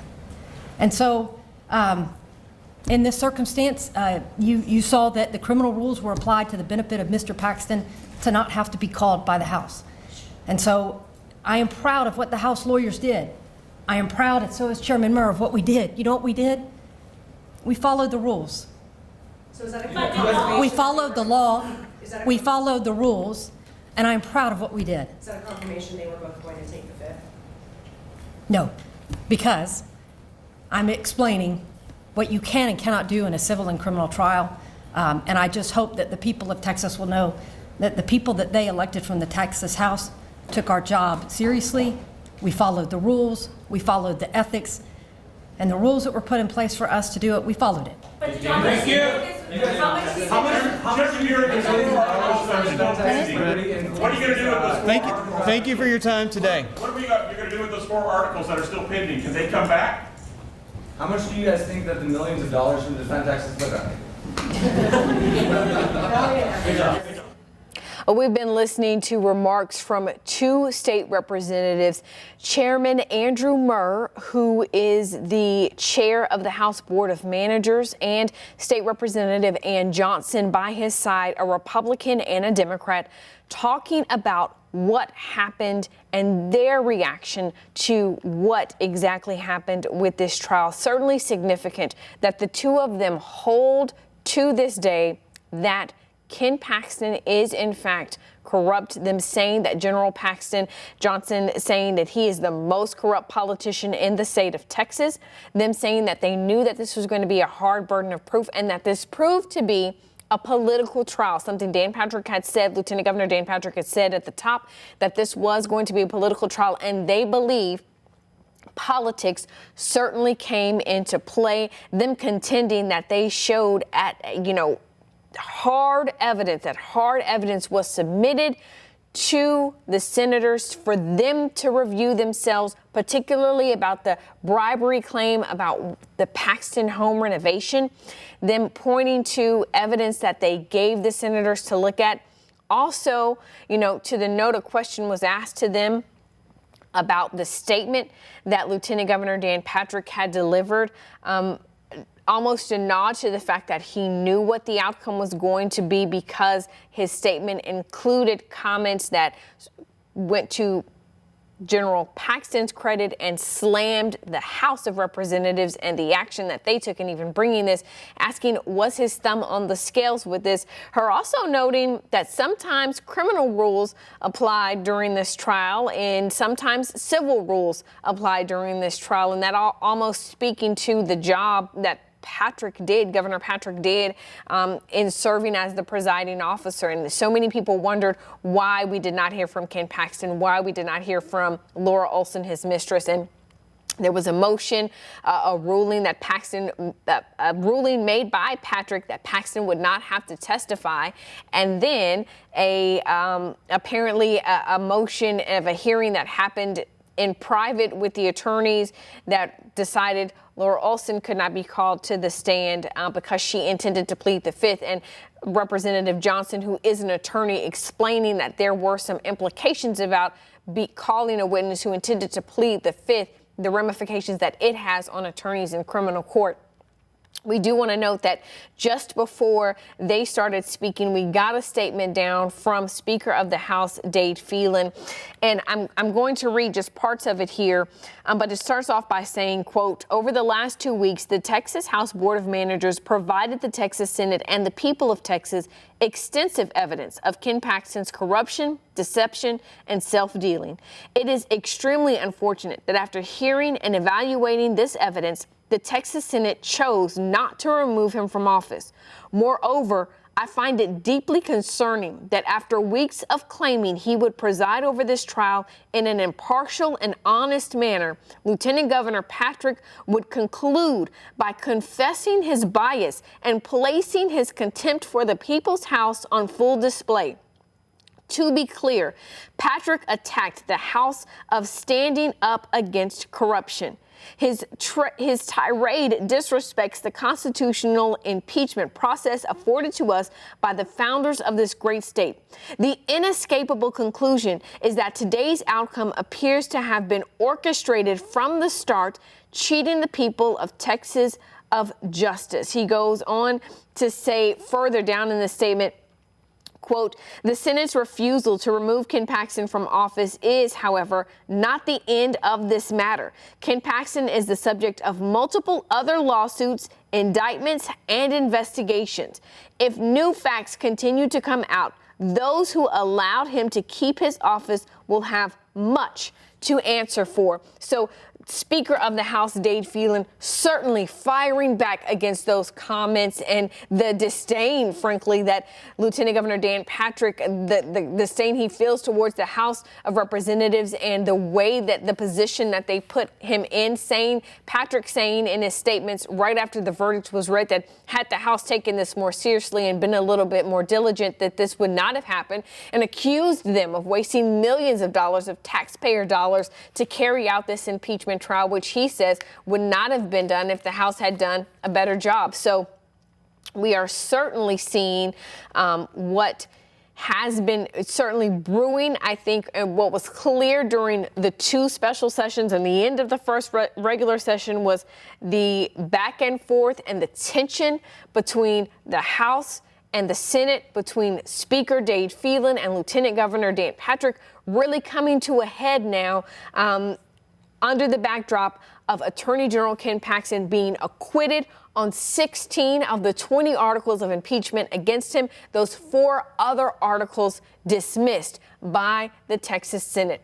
And that, ladies and gentlemen, concludes the KVUE Plus special coverage of the impeachment trial of suspended Texas Attorney General Ken Paxton. We thank you for joining us for this coverage. We will have much more for you on this online at KVUE.com and tonight on KVUE News at 10. We thank you for watching, and we will see you then.